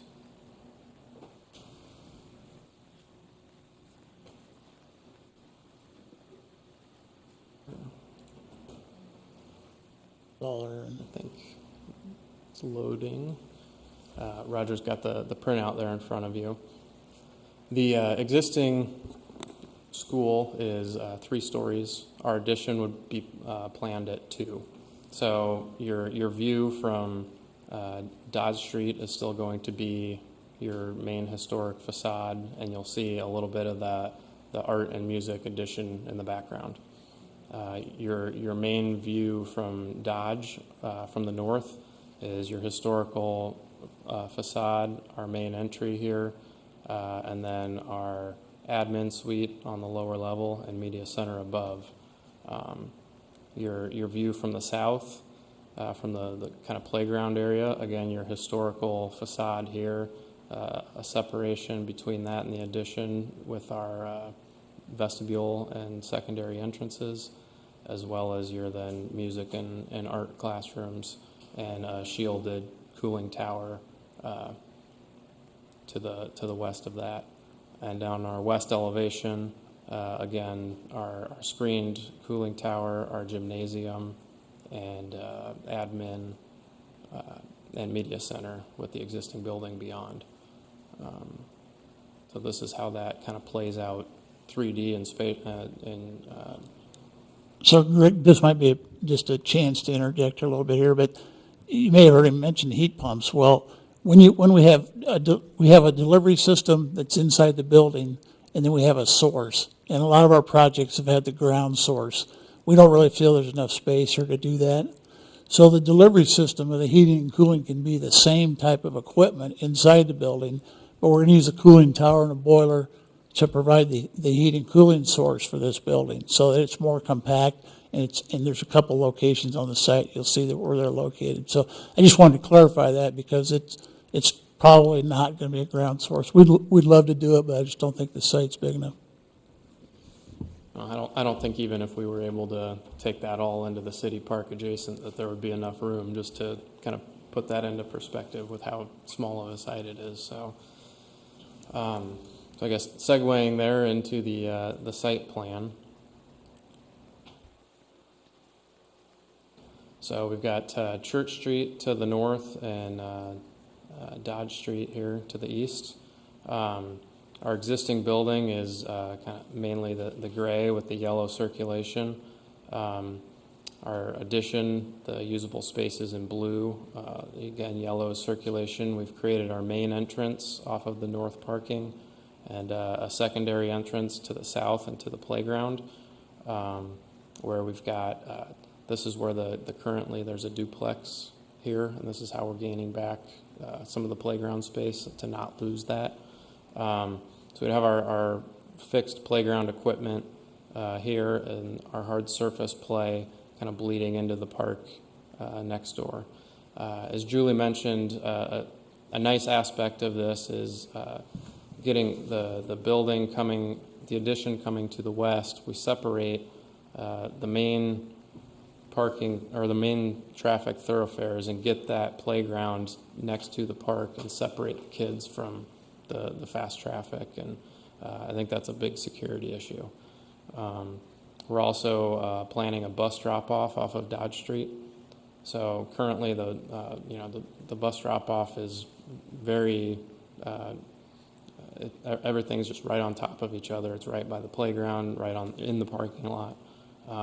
So we would have a bus drop-off, a drop-off to the north, and a drop-off to the south to help keep that time period of student drop-off and pickup to a minimum. Parking to the north, there's really no more paving than there currently is, actually a little bit less, but we're a little more efficient with it and not having the bus drop-off lane there. So we've picked up 5 parking stalls with really less concrete up there. That building addition is going to kind of break up the parking hard surface and the play hard surface, so they'll be in smaller increments by themselves. I think that the historic house on the corner remains. No, go ahead. So, and yeah, to Dwayne's point about a well field going all the way out into the park adjacent still would not be enough space. So that's where the cooling tower would be completely screened off on grade here. While you're on that page, can I just ask? I'm having trouble understanding one thing. Absolutely. About this. So this is a street or a drive? Yep, the street, the existing street is right here. We would be looking at a drop-off lane right there off of the street. Yeah. No, it would stop right here. It would stop there. Yeah. Same thing with here. You go in there, but you couldn't. The street. I'm sorry. This is an aerial view, so the street is under these trees. All right, so you can get through there. Yeah, Yep. That's the hard part. I was So yeah, I apologize from cut out alongside the street. Yep. So the trees are covering the street. It goes through, and then this drop-off lane. This is a dead end right here. This is a dead end. We would need that for fire truck access into the site. Thank you. Yep. We'll come back to your questions. Before we do, I thought I'd cover the budget just a little bit with you first, and we have a presentation to help make it explainable. So I thought we'd start by comparing Mann to Longfellow because we're using that, and the architects and similar schools, the same age, same architect, same floor plan, a lot of similarities. So it's good history to have. It's as you know, we're well into the Longfellow project right now. So at Mann, the addition is actually 17. The total addition with both floors is 17,400 square feet. It includes this stated already: the media center, the gym, the office admin, the art, music, and there's some storage. But what's at Longfellow is a little different. It's a larger addition. It's 26,000 feet. It has the same things that Mann would have, but it had a computer lab and 2 additional classrooms. There was 3 additional rooms that were put in that addition as compared to the proposed Mann plan. So there are some distinct differences between the two. Cost comparisons at Mann, we have done a professional estimate. It came in this fourth line here is $8,081,000. That's a preliminary estimate. There is some built-in contingencies in that as well. The total square footage of the addition in the existing space is 51.6, and that equates to $156.55 per square foot. The overall construction budget dollars available. So the overall budget's 10.3, but the money that we have to allocate towards a contract to build it is 8,591 at the current time. And what that is after we subtract the design costs, the special fees that we have to pay, contingency. We also deducted money for furniture, equipment, that type of thing. So this is what's left to pay the contractors with. At Longfellow, the total space was 63.5, that third line. We awarded a contract for $9,354,000, and that cost equated to $146 per foot. And the dollars that we had available for construction were $9,004,000. So we hit the bullseye at Longfellow. We had this discussion. We felt good about it. It's a good price. When you compare the two, Longfellow against Mann, you can see the difference in size.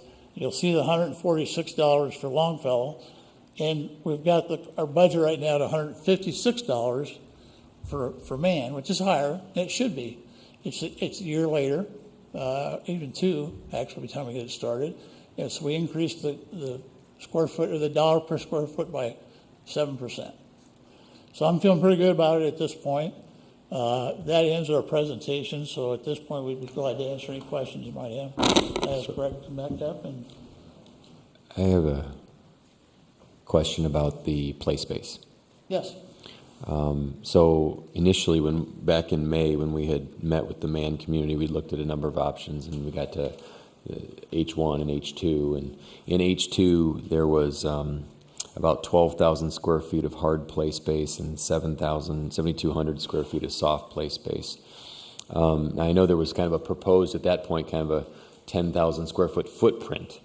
And certainly with the 17,000 with the second level of, 5,600, I think it is, 5,700 on the second level, 11,000 on the lower level. You know, the footprint itself doesn't sound like it's much bigger, but I want to know what we're giving up for square foot of play space, because in that presentation that we took to the public in May, we had shown how Mann students, and recognizing that play is as much a part of education and recreation as anything else, but the Mann students had currently 116 square feet of play space per student, which was the lowest in the district, with Lincoln being 162 and everyone else being up at 300 or above. So I guess I'm curious how this footprint, 11,000 square feet on the lowest level, on the lower level, how that impacts the play space. Well, where do we estimate that will be per student? Well, that's an additional 1,000 square feet that we hadn't, or nearly 2,000 square feet that we hadn't accounted for in our original thought process. You know, Okay. 10,000 was a proposed size. It was arbitrary on our point based on what we thought we should put into the building. But at that point, we also hadn't done any programming. So, you know, once we got into it and figured out that, you know, adding a library like we did at Longfellow creates 2 classrooms, because right now it's a big room with a corridor through the middle of it. Adding art and music adds 2 classrooms, and it became really apparent to us that a 2-section school, we could do it. And then the next question was, can it be kept in the budget? So that's when the architects went to work and the engineers and figured out, yeah, we're looking pretty good. But to answer your question, take the number of students and divide it into 2,000 square feet, and that's what they're probably losing, 10 square feet of play space? If I could just interject, I think, and I don't know how easy it is to go back to that site plan. Mike? People don't usually ask me to mic my voice. You can always tell an educator's voice, though, right? Okay. So I just push when I talk? It's on now. Okay. So I think the advantage is, even though you might be getting a little less square footage, there's huge advantage in the layout of it. And the reason for that is, you saw the one playground that was kind of separated from the others. That's sort of an early childhood playground that could be more self-contained with more age-appropriate structures in it. So we gain that, which we didn't have.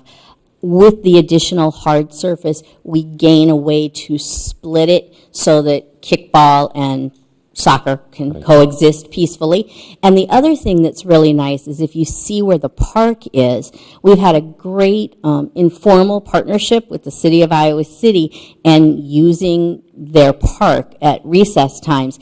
And one of the problems we've had about that is splitting our supervision because of the way they were separated. But what this does is really consolidate. Even though they're separate areas for play, they're more consolidated into an area that's more conducive to supervision by the same people. So I feel good about that trade-off. And it looks like the building becomes a shield to Church Street, which is from the play areas.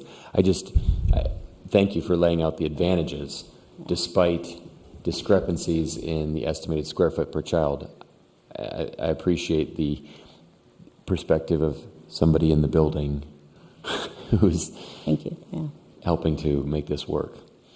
I did have a question about locker space.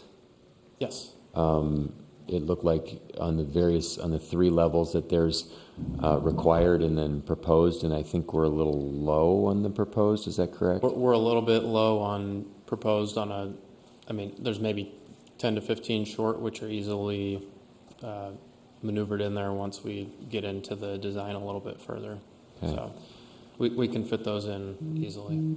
Parking stalls, I think initially when we looked at Mann, they had, I think it was 23 parking stalls 21, and then there were 2 ADA, right? So where do we stand with this layout? I maybe missed that. 28. 28, so we're adding I think it was 5 standard stalls. 5 standard, and then we have 3 ADAs here, right? Instead of 2, we have 3. Yeah, we just had 2 They're right just now, 2? but we can add more if that would be desirable. I counted 24 stalls, but I must have been off on one of those. But Just to clarify, but you did that with less concrete, right? So it's more efficient? Absolutely. Right. I thought that was just interesting. Yeah. Yeah. It's not an efficient layout currently with the bus drive and the fence jutting out into the existing parking lot. One other thing I'd like to bring up is obviously with this new addition, we're creating a new about 4,500 square foot gymnasium that from a play space standpoint, that's dedicated gym. We could still use the existing gym that's a multi-purpose for those types of activities as well. So. Good point. Good point. Yeah, this is a really exciting project. You know, if you look at which 2 schools are the poster children for schools in the most need, you look at Longfellow and Mann. And I was excited when the plans were brought to us about Longfellow, extremely excited about Mann. The possibility of maintaining the historic architecture on the outside and breathtaking new facility on the inside. It reminds me of one of those home remodel shows. But this is something that I'm incredibly excited about. I'm in this community, in this neighborhood all the time, and I feel the vibe from the community. But thank you for bringing this here. My main questions were about the square footage per play area, because we did express some concerns. I know Lori brought it up at the board table,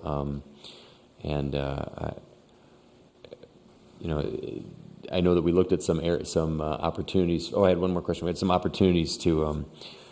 We had discussed, property acquisition, and I think we would have more play area if we had more property acquisition. But here's one question: because when you initially budgeted this out, how much had you anticipated for property acquisition funds? We didn't really know. It could have pushed $1 million to get all those properties that we proposed in the very beginning. Okay. So there's pluses and minuses to acquiring one property, is that we spend less on property acquisition, and we also end up with less overall play space, though, right? Okay. Maybe just one note on that play space with the city. They have been very forthcoming about looking at, which is kind of hard to see, back to Chris's point, there's some trees over the top of it, but they have a playscape there, and it's relatively small, and they have a significant interest in working with us to put in a playscape that is more conducive or more size appropriate to the ones that we put in on our schools right now, and that would be an asset both for the school but also for the community, as that's part of a city park. So that's something that we can bring back to you as a board to consider moving forward. I just thought I'd let you know that the city has expressed an interest in that. One response to a comment you made, Brian, and Greg didn't, so I will. But when you enter into this corridor area through here, where the building, between the 2 buildings, the existing and the new, glass, right? It's gonna be open, but what you're gonna see is all the remaining brick on the building.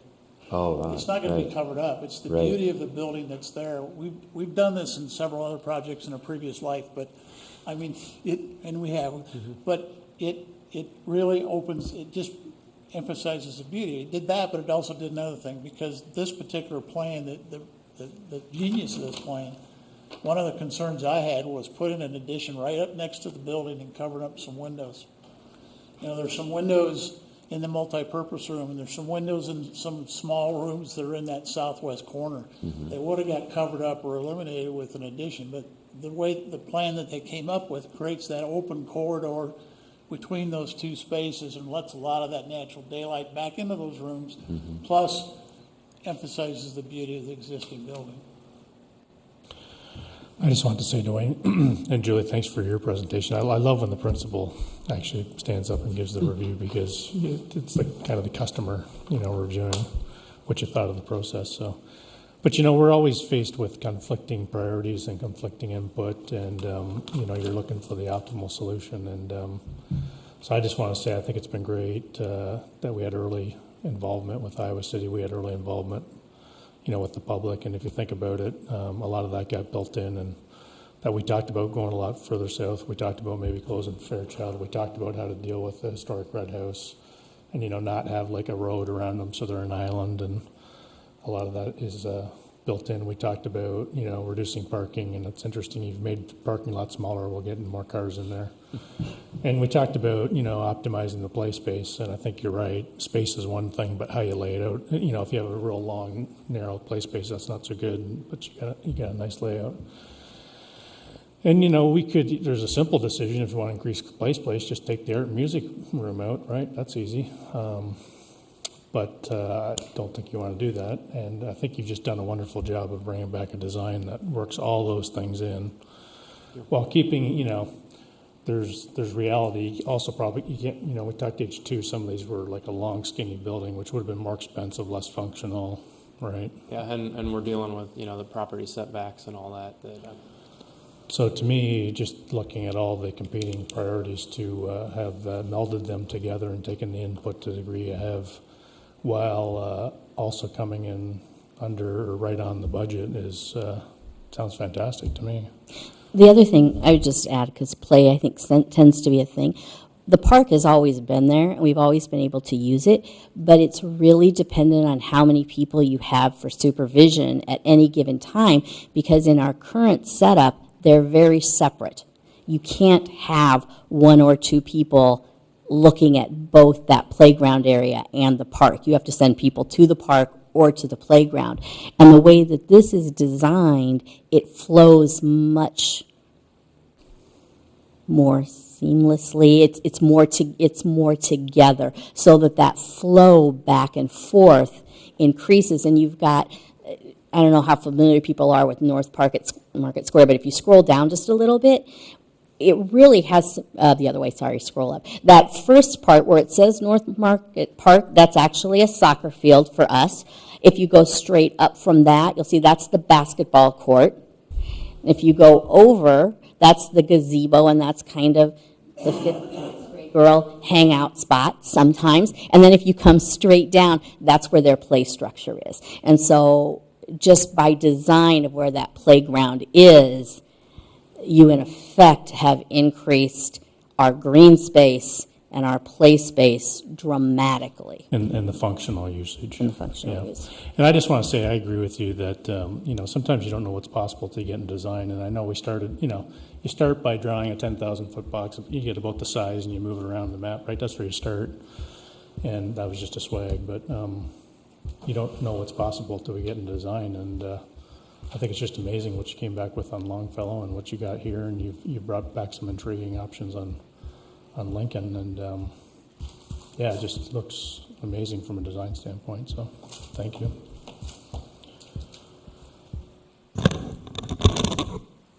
Yeah, well, I tell you, after being at the community meeting at Mann and Thomas making the presentation on Plan Z, I found a lot of community support for it. From the people there, and it's a little disheartening to hear him come in tonight and say that he wasn't involved in the discussions going forward with it when it was kind of left at that time that there was going to be some involvement. I hear all the pluses and everything that way, and I'm looking at his plan, and I still think it's a superior plan, and it has a natural hard surface play area in the center, a courtyard. It has more green space.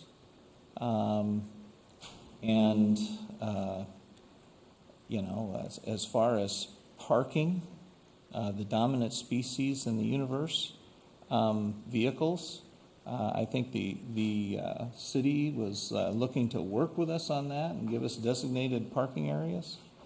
And areas we would not have to plow, paint, sign, or maintain. And I thought there were real advantages that way. yeah, now the capacity is still the same with this one as opposed to the on the facilities master plan, the potential 242 capacity. Is that correct? Yeah, I haven't analyzed that yet, Phil. I will before the next meeting, let you know where that's at. But you know, if the 191 million is supposed to do it all, and you know Lincoln's coming in big, and this, it is a smaller footprint. As far, I mean, the schools are generational, and I think that you know our predecessors were very wise in having a generational building plan and building them. Wish we would do that. But you know the comparisons of Longfellow and Mann stop there when you look at the lots and the realities. But I wish we would seriously look at Z's, what it offers, more outside area, the opportunity for more space, and in this one, you know, you do have that hard surface area over there, which is kind of isolated around the corner of the building. And I think this Z also offers opportunities for additional light going into the building as that one does, and you know, and the bus pull-ins and all these other things. So I have several responses, if you don't mind. First of all, I'll start with the last one, the last comment you made. This particular hard surface area here will probably be used more for vehicle access than for play. But we need to provide space for fire trucks and emergency vehicles to be able to get around the building. That will serve that purpose. As far as option Z, I think it's false to assume that we didn't consider it, because we did. We looked at it really hard in-house. We looked at where it's out on the site and what the benefits were, and the one benefit was the size of the play space. However, when I approached the architects, we looked at the plan, and I was at the same presentation. I heard it and understood it. Didn't have any questions. It didn't meet the minimum setback requirements for the city. If we put that option Z, basically was placed where the parking lot is now, and that was one issue. It was that it was outside of the city setback requirements, which made it pretty impossible to do without a lot of variances from the city. Two, it was disjointed. It was just like the corners were connected, and there was no real clear path to make the programs work together in this building. Where it is now, we've created that square corridor around that building, and every part of that building is easily accessible from any other part of the building, with the two disjointed ones. And if you want to see it on the screen, I've got it here too, but it really was kind of a disjointed, and it didn't meet the city requirements. So we did consider it. We didn't think it was a viable option. Dwayne, what's the setback requirement? The setbacks vary per side of the property. You'll see essentially the gymnasium right here is up to the setback on that property line, which is 20 feet. It varies 15 to 10 foot on other sides of the property. So over there where the 38 or the 28 parking stalls are, is that where you're saying it didn't meet the setback, or the setback from the Prusel building? Chris, here's a lot line right here. It's this black, hard black line. Yep, okay. That's where the setback starts. It doesn't start from the street. It starts from there. So from there, it's most likely at least 30 feet to where that building is. So that line's probably right in here somewhere. It wouldn't work because the back of the lot is right here. So there was just a real narrow band to put that building in that location. It wasn't going to work. Julie, do you want to weigh in on that too? I just want to say that wasn't my understanding that they were proposing something closer than 15 feet to the street. I think that Dwayne kind of said all my points. I think that when we looked at the flow of the building and the flow of programs, it didn't fit as nicely going in as this one fits. I also just want to say, and this, I'm speaking for my staff on this one too, is we feel really strongly that every other building in this district has designated parking on site for their staff, and we think that Mann deserves the same consideration for their staff as every other building in the district. Well, every other building has a lot of play space too, though. I mean, there's got to be something's got to go as far as comparability from one building to the next with this site. Yeah, and I'm with you on the parking, and what the city was offering was dedicated parking spots for staff. And I think if you were to go to Liberty and get there at some parts of the day, you probably would be walking further than if you were at the furthest point of North Johnson Street walking to Mann. So just because there's a designated parking spot doesn't mean it's necessarily next to the school, because some schools it's quite a hike. I mean, I'm a little frustrated, and it comes from some of the things Phil is saying. You know, if you don't want public input, don't ask for it. One of the knocks against the district, and it's been from me too, is we go through these shows of asking for public input, and then we kind of just, well, but we know the best way of doing it, and it was the way we were going to do it already. You know, to me, what we're seeing here is, yes, there is a conflict of what the institution wants and what the neighborhood wants to some degree, and it's focused, I think, on parking and outdoor play space. You know, we went to the public and we made a big show of asking them what they wanted, and boy, it was sure my perception coming out of that meeting that that they were prioritizing things a little bit differently, and so to come back with something that really doesn't look that different from what we went in with is frustrating to me. Now, maybe all that comes down to, for me, and again, is that I wish we maybe should take a little more time to get a little bit more of a neighborhood reaction to this. And so if I were to vote not to approve this Appendix 9 item tonight, it's not because I'm dead set against this design. I would be just saying, you know, we had time to hear from one community commenter. It kind of got sprung on people. At the very least, I'd like to just hear some more public input on the thing.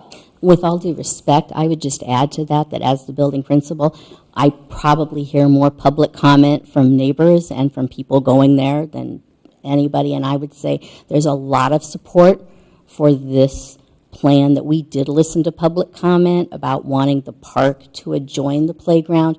We listened to public comment about wanting a gymnasium that could be used for the community and the rest of the building locked up from that. I think that because you have a vocal, I mean, it kind of gets back to where you share, how do you get input from people? And there was a group that was supporting option Z. I don't necessarily believe that was the majority opinion. I believe it was a majority opinion that had talking points of what they were going to say at that meeting, and that they expressed their views in a very cohesive manner, which is admirable if you want to get your views heard. But I don't think we should necessarily project that the majority community opinion was that, because in my experience, the feedback I have gotten from parents at our building, which are by default the neighbors of that building, we're a hugely walkable school, is support of an option like this. Well, I actually agree with a lot of what you just said, and I don't think that you can assume that any feedback that we get is representative of a larger body of people. And so my feeling is always, well, you're getting that feedback to hear if there are valid points, and you know if there are good ideas, etc. Still, we did ask, and I felt like they made some valid points, and I would just like to hear, from some of the same set of people that we heard. And I don't mean to say that you're not perceiving it accurately, but you understand why I can't just rely on an administrator telling me, yes, the public supports it, you know. So, Dwayne, I think you pounded into my head, sorry. Oh, good. Schedule-wise, I mean, we're on critical path schedule. Well, you know, this is obviously bond dependent, but I need to be prepared. We need to be prepared to start this in the spring to stay on schedule. So the hope was that in September we could be working on the design development, which is the details of the plan. Bring that back to you again. You get a second chance. And then sometime in October, November, or even December, bring back the construction documents so that you get a third chance to look at it in even more detail, so that we can put it out for bids after the first of the year. By then, we're going to know if the bond passed and if the funds are there, and we can start next spring, and the day after school's out, we'll be starting that project just like we did Longfellow. Julie, I'm sorry, go ahead. Oh, Julie, I just wanted to thank you for being here because I put a lot of faith in the teachers and the building administrators' opinion of how and knowledge of how the building has to be used to implement the programs necessary and the two-section setup. And if you have to live and work in that building with hundreds of students, it's incredibly important to hear your opinion and the staff's opinion. I have yet to hear a teacher in the building comment to me that they do not support this, what we have. Mm-hmm. Have you heard any dissent? I think you would have had more people here to support that if I had done a better job advertising that tonight we were going to be talking about it, because I admit I'm not real up as I should be on your board agendas. So thank you, Dwayne, for telling me I should be here tonight. And B, the fact that it's the night before school starts. I think you have a lot of teachers who would come and comment. I think you have a lot of parents who would come and comment. And quite honestly, that is just right now on the night before school. Both teachers and children hopefully are going to bed early to get up bright and early tomorrow. So thank you. Just to add one more comment, I also feel like we ought to be getting the capacity number at this stage once you've got a schematic drawing of the building like that. And every time one of these capacity numbers on the existing building projects goes up, I've got people saying to me, where are the kids going to come from? Where are they going to come from? Because that area is, even under the future boundaries, is filled in. And so that's a concern for people. Yeah, I don't disagree with you. I should have had that capacity number here for you. We are, on the surface, we're adding 2 classrooms, okay, that we hadn't planned on. But we're also going to be changing the boundaries and the students that are, and you can explain it better than I, Julie, where they're going to be coming from. So the numbers are going to change. There are going to be some more kids coming to this building. Yeah, although they're going to be coming in cars instead of buses, which is another issue. Again, this plan lends itself to the drop-off to the south and the bus drop-off on the east and the drop-off on the north. All lends itself to that increased population that's going to be coming to this building in vehicles. Well, again, I'd like to see the numbers as to whether that population is increased, because the projections weren't showing it to be growing at all. And I don't see how it's really put in that area. The best response I can give you is that before you approve the next step, we'll have that capacity analysis done for this revised floor plan. All right. Do we want to deal with Appendix 9 together or split it apart? Could I ask a few questions? Sure. Okay, Julie, thank you also for your input and for sharing with us your staff input. My questions are not meant to belittle the input at all. I just feel like it's necessary for me to be responsive to the community and what they express to us. The setback question, is that something we could ask the city to make an exception on? Sure. Yeah, they have the ability to grant variances. I've asked in the past, and they've granted them. So, yeah, it's possible. It's a process where you go through planning and zoning and get a hearing, and then through city council and 3 readings, and it adds some time to the process. But it's not impossible if they want to do it. Okay. So if the community, and I understand this wouldn't be in line with what the teachers are saying, but if the community really felt strongly that they wanted to explore this other option, that's something that could be considered. The setback doesn't have to be the roadblock, end of story, can't talk about it anymore. Well, imagine this, and I'll just say it one more time. And I said disjointed. You would end up with a floor plan that had a J shape in the corridor, like this. Yeah. This is a square, and the square is much more efficient than that long J that sticks up. And that really is what turned it for us, is that it just was not an efficient layout. And I'm not disagreeing with that. I feel like I want to hear from the community. I hear that we think it's not as efficient, and I don't disagree with that at all. I just feel like we owe it to the community to answer that question. One more comment, if you don't mind. At that meeting, most of the comments were about the outside of the building and the park and the parking and what the building was going to look like. There was very little discussion about how the building functions inside. Okay, so that's what we have to, that's our challenge, is to listen to the community, but then come up with a floor plan that functions as a school on the inside of the building. This is the most efficient plan you could put on Main today. So we could take it to them and tell them that? and see what the community says. If the discussion is about the floor plan and how to operate, so I think, yeah, it's pretty efficient. The other thing I wanted to point out is you mentioned that the square footage of the gym would be 4,500 square feet for a 242 student school. That's really large. That's much larger than several other schools that are almost twice the size of Mann. One thing I heard from the community is, could we explore having a smaller gym? I understand how this is laid out, that it works with this size, and maybe that's why you went with it. But is that something you did explore? Well, the real reason we went with 4,500 square feet is because that's the template size for an elementary school. You know, you need a certain size basketball floor, and volleyball floor, whatever. This meets the minimum requirements for a elementary school, whether it's 300 or 500, okay? The buildings on the plan that have smaller, and you and I have talked about it, the smaller gym spaces are ones that are yet to be renovated. As we're renovating, we're trying to bring those up to speed. Now, there might be one or two, but those buildings also have 2 rooms. They have a multi-purpose room and a gym. This one just has a multi-purpose room. It doesn't serve the purpose real well. The other thing I would just add, if I could, about community input is one of the things we get requested a lot is we get a lot of phone calls requesting to use our gym for after-school activities and evening activities, volleyball practice, basketball practice, all those sorts of things, because on the north side there really isn't that facility close by, or there's not enough of those facilities anywhere.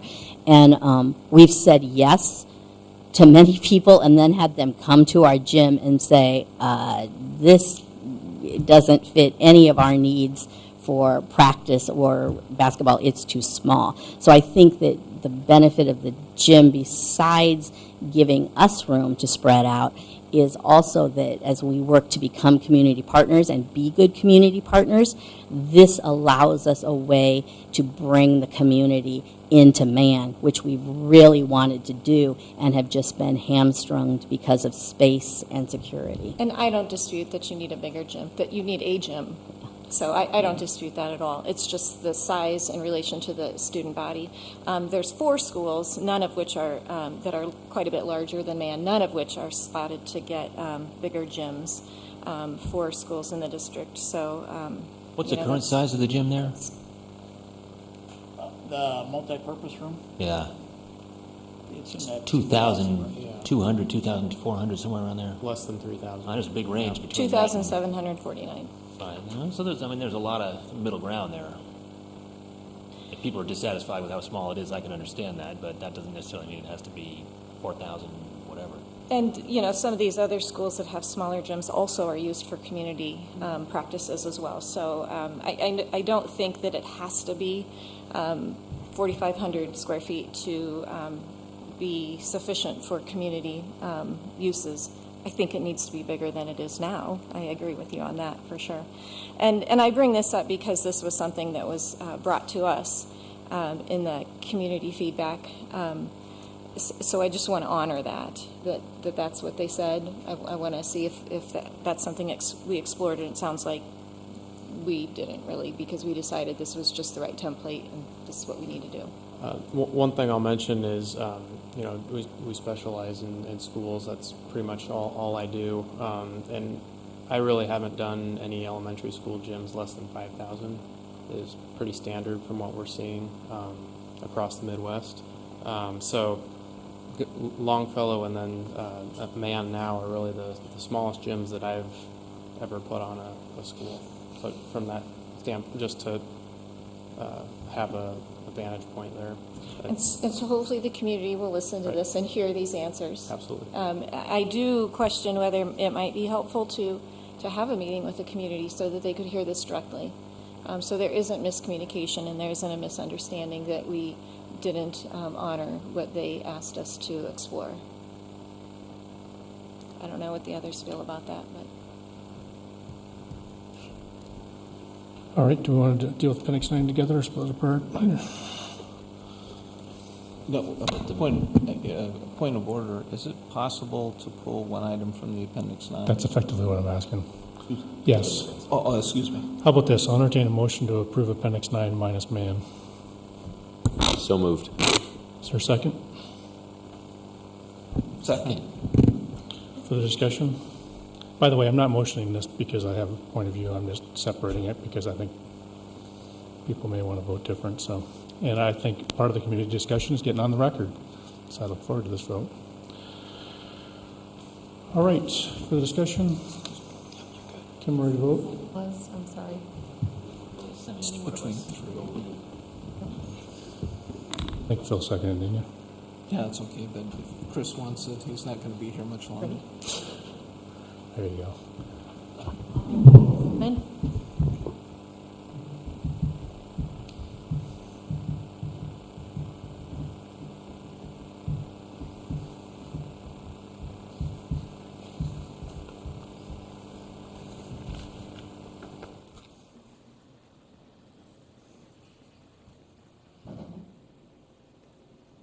Phil, I'm not getting yours. Excuse me? I'm not getting your vote. Oh, it didn't come up. Sorry. All votes have been cast, and the motion carries with all directors voting in favor. Ms. Kim, entertain a motion. I move that we approve the Horace Mann Elementary School project. Second. Further discussion? The only thing I'm going to say is we can continue to get more community input and engagement as we proceed forward.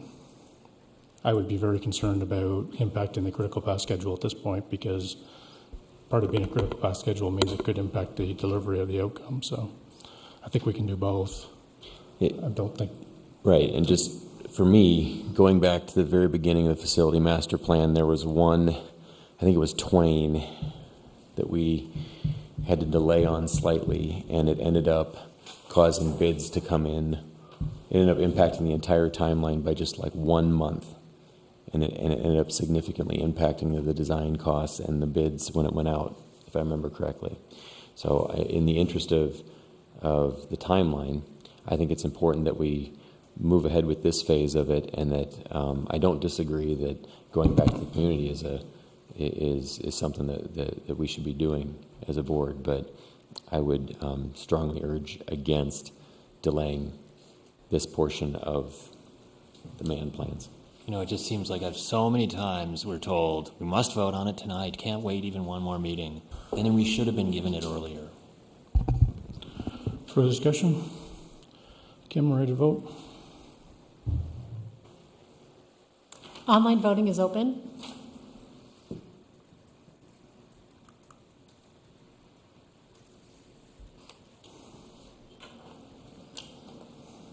All votes have been cast and the motion fails with Directors Liebig, Hemingway, and Rotland voting nay and Directors Kirschling, Lynch, and Ressler voting yea. All right, so suggested next step, Steve. Obviously, we can do some community engagement. Sure. Well, we can set up the community engagement process. I think, as with the earlier conversation, in the start of the school year, it's unlikely that we'll be back before that September 12th meeting. So we'll have to work with Julie and figure out when we can get that set up and get that input included. And then when we're ready, we'll let you know that we've got that compiled and ready to bring back to the board. I'm sorry to you and your teachers, Julie. And I'd like to say, I don't know, maybe Julie can tell us if we need to do a community engagement or we just need more time. I mean, this came up on the agenda and it's right before school starts. I'm quite certain that a lot of parents don't even know we're talking about it tonight. So do we just need to give it more time?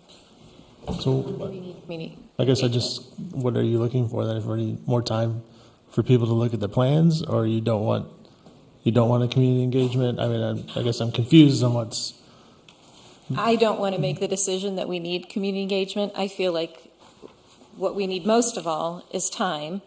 That could also include community engagement, or it could just be we give people time to know that we've discussed this. They could look it over and give feedback to us by email, by phone call, and I guess put it on an agenda in the next meeting or two. And maybe, Julie, have you received feedback via email? Or has it just been in person? Okay.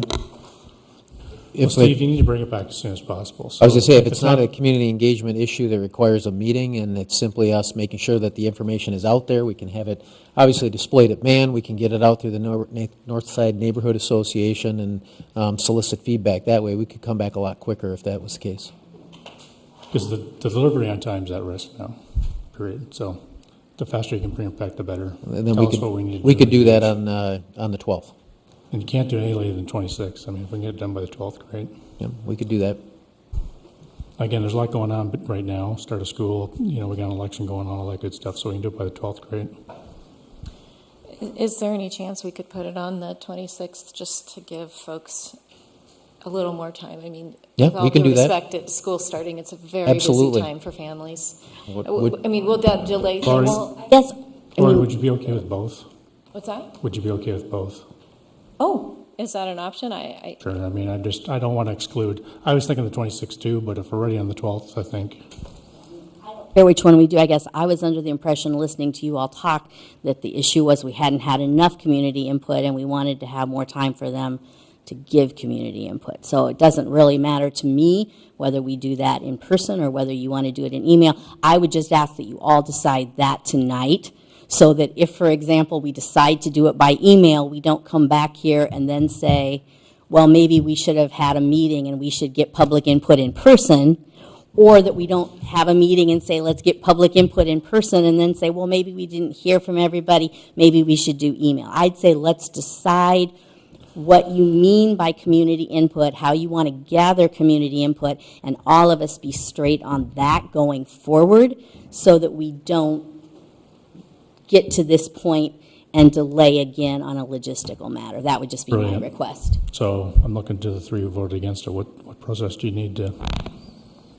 I'm fine with having just a second reading of this proposal. If it's on September 12th, I think that's adequate. I mean, that whole model gives it time. Even the fact that we're talking about it tonight will mean that people will talk about it and hear about it, and we will hear from people who want to, chime in. But sure, let's do what we can to make sure people know about it and know they can comment on it. But September 12th is fine. Right. My 2 cents worth, excuse me for interrupting. Sorry, Dwayne. Let's finish our discussion. Thank you. Yeah, I agree with that, and also it'd give us time to talk with city officials to see about variances and things like that on setback, have an opportunity to have a discussion on those. I know you're terribly busy during this time, so I don't want to make you the point person, but if community members have questions about this, who could be the person? I'm happy being the point person, and if you decide you want to have a community meeting, we'd be happy to open up Mann to do that. If you decide you'd like to do a second reading and advertise it, people have the ability to come and make public comment, we'd be able to do that. We can do connected phone calls, email. We'll have virtually every parent at Mann at our building tomorrow. So once I know the direction you want to go, I can make it happen. Is there a PTA meeting between now and September 12th? I don't know, because our PTO president just got hired at Tufts University in Boston. So we're going to have to wait and see who the new president is. The other thing, as a caution, there's more to the community than the people whose kids are in the school. Absolutely. Right? And so we need to make sure that we're doing what we can to get the word out to the neighborhood as well as to the parents, but including the parents, of course. That's why I look to you for direction. I can certainly communicate with parents. I don't have a conduit to communicate with the neighborhood. Steve, I asked if we're going to communicate with the current parents, that you also push this out to the Hoover parents that will be Mann parents when this happens. Mm-hmm. Lori, any incremental needs other than what we talked? Say that again? Any incremental needs beyond what we've already talked? So we've talked about just having it on the 12th provides a second reading, and then we can get input through Julie. I think it's the board's decision on how we want to proceed. I'm fine with another reading. I would prefer to give it a full month as opposed to doing it the next meeting. I would prefer to err on the side of them having time for input. Dwayne, will 1 month put the project behind schedule? Yes. Well, thanks for asking. And actually, I should say, would it be 2 weeks? Because my preference would be 2 weeks, September 12th. And the reason for that is if we get significant pushback and we have to redesign the building, we have to start over. And it's going to take more time. It isn't just that we can come back to you on the 26th and say, this is the revised plan based on the input. You need to be okay with it. So we need to start over. And we're pushing it up tight to the end of the year right now. So I prefer to do it sooner than later. I think if you can get the PTA and we have mechanisms to get the word out to the community. We did it once before. We can do it again. I think the sooner the better that we have those drawings that are available that can be on display. So let's get some input. I've never been opposed to public input. The problem is let's do it soon because we got to keep it on schedule if we're going to get it built on time. Otherwise, you risk delaying it, and I need every month available for that construction process. It's too complicated to push it back. So let's go with the 12th then, and if there's a family night or anything you have between now and then, maybe you could put the drawings up. We'll push hard to get that out. There are lots of ways for us to push that information out. Okay. And will we provide opportunities for Thomas to allow input with the design team? Well, he's just like any other community member can provide input at any time. Okay. Worries me a little bit, given our discussion last time about Lincoln. We kind of left it with, well, we're approving it today, but, you know, you'll get another chance to take a shot at it. I mean, are the same timing concerns then going to cause problems potentially if we decide, well, actually, we don't want to spend 30 or 40% more? Yes. Yep. What are you asking me? Well, from my perspective, if we decide that we need to redesign the schematic, we go back to step 3 or 4, whatever it is, and we start over. So then there'll be a schematic design approval, design development approval. After that, that takes time. So it isn't that we're going to fast track the new design if we end up doing something different. It will have to start over. And that gives you the opportunity to vote 3 times on a new plan. Tonight was a no-go. So if we have to come back with a new one, it delays the process if we have to change it. If we have to change it, we have to change it. But just to be clear, Dwayne, I know for myself, my vote was not a no-go vote. My vote was, let's have another reading. Let's allow the community time. So.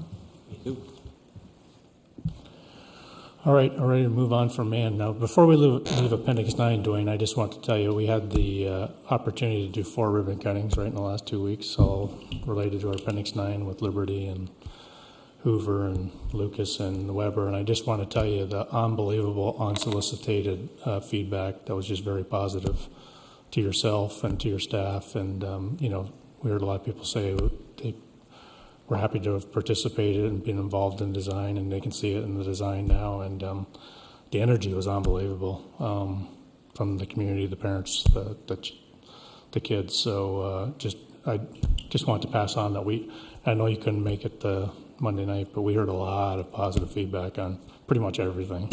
I appreciate that. I think it's noteworthy to note or to say that of the 10-year plan, this particular summer is the most intense of all of them. We had, you know, the buildings we brought online, the buildings we started, the buildings that we're designing, in addition to all the Pebble projects we do. If you add all that up, I think what we just say we had $90 to $100 million in progress in June. And so I appreciate that. I think it's more appreciative that I share that with my staff because they work really hard. No, I think you're right. In history, we've never opened a high school and an elementary in the same year, let alone do that and finish 2 renovations at the same time. So it's pretty amazing. So, all right. Anything else on page 9? All right. Items withdrawn from consent. 6, Phil? Oh, yeah. Excuse me. I pulled the 6. It's a professional development contract. And I pulled it mainly just to vote against it. That was all. In that case, I entertain a motion. Motion to approve. Second. Further discussion? Your explanation of a defense of it. Sure, this is, I think I gave an explanation in the board docs, but this is to bring Alyssa Simmerall to our teaching staff. We have an all-day professional development day in October 6th, and she would be our keynote speaker who would be able to present to our elementary and secondary staff, and her topic would be helping teachers become reflective practitioners in order to improve their practice. She's already been here in the district working with our teacher leaders, our coaches through our teacher leadership program. So the teacher leadership program would also fund this and bring her back in order to speak to the entire teaching staff about the need to be reflective and about the benefits of working with our coaches. Thanks, Diane. Further discussion? Kim, ready to vote? Online voting is open.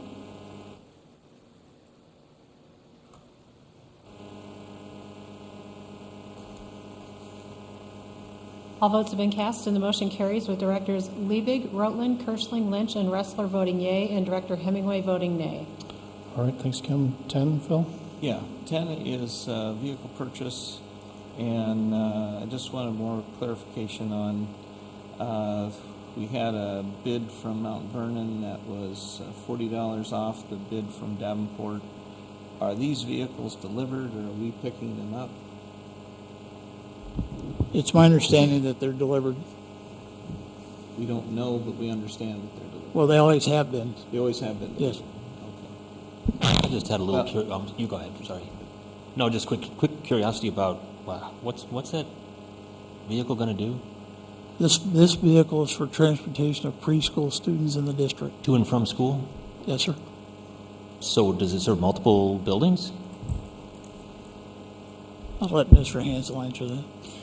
We're required under the McKenty-Vento Act for homeless to provide transportation for identified homeless preschool students to their identified home school. And so, yes, we could be in a position to transport a student from one corner of town to the other if their home school is located that far away. And so under the federal regulations, sometimes we're able to do that with a yellow bus, sometimes we're not. And we've run into lately where we've been having to use cabs to satisfy this need. Understandably, it's not optimal to put a preschool child by themselves in a cab. And so in order to comply with the law, we needed to provide this level of transportation. So that's why the vehicle's being purchased. I'm just curious because I was trying to get my head around the idea that are there multiple vehicles like this, or is this the only one we'll have for preschool students? We have multiple vans that can be used. Basically, it's just a booster seat or a car seat that's required to go in depending on the size of the student. But this particular vehicle is going to be dedicated for this purpose on the outset. Dwayne, was the only reason the Davenport one recommended is because it was the lowest price? That's the only reason? That's correct. Well, and I hope at some point in time we have a local preference discussion, but I move we yes. Just before we move on then, I mean, we had that discussion like 18 months ago, right? And legally there's requirements here, right? Or, that's correct. Yeah. So you can discuss it further in the future, but. Right. All right, entertain a motion. Make a motion to approve item 10, purchase of preschool student transport. Second. I think Paul got in the slightly under the wire. Further discussion? Kim, ready to vote? Online voting is open.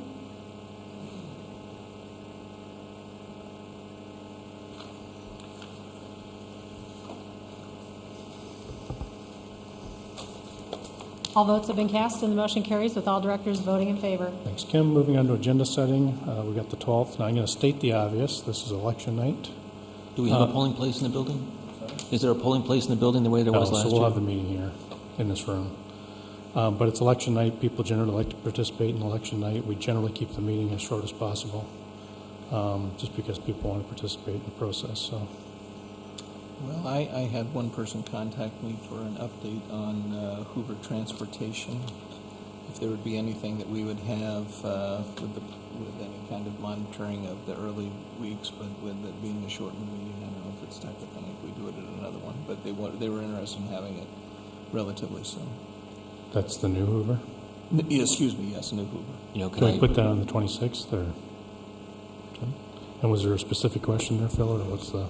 So what beyond, so New Hoover Transportation. Well, yes, they wanted just to see an update on not only, how things are sorting out, and I have talked with Jody Matterly with the police department. He says they're going to monitor it, and, until the behaviors are established, they won't know exactly how it's working and everything like that. So I think a certain amount of time is necessary just to kind of see how the traffic flows work out and things like that. So why don't we put that on the 26th then? No, I think that's fine. I mean, the only reason I hesitate at all about that is, school starts tomorrow, and generally a lot of concerns come up for people in those first couple of weeks of school, whether it's about New Hoover or any kind of bus situation. Give them a month to iron it out. I wonder if maybe there should just be a little bit of time on the 12th to kind of just let us know how things are hashing out with some of the new bus routes, including Hoover. Again, just remember, a lot of people will be participating in the election, so it's going to be... Well, that's true, although you can always do it twice. I assume at some point, but maybe that would have to wait till 26, but the same issue is going to come up about class size. It always does, right? We're going to need some kind of check-in about how the class sizes are coming out when school's settled.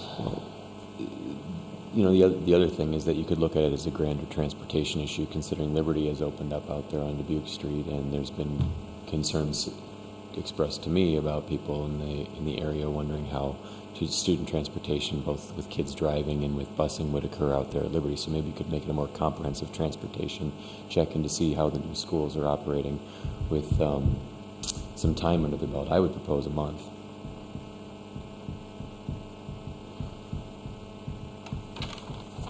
So everybody okay with the 26th?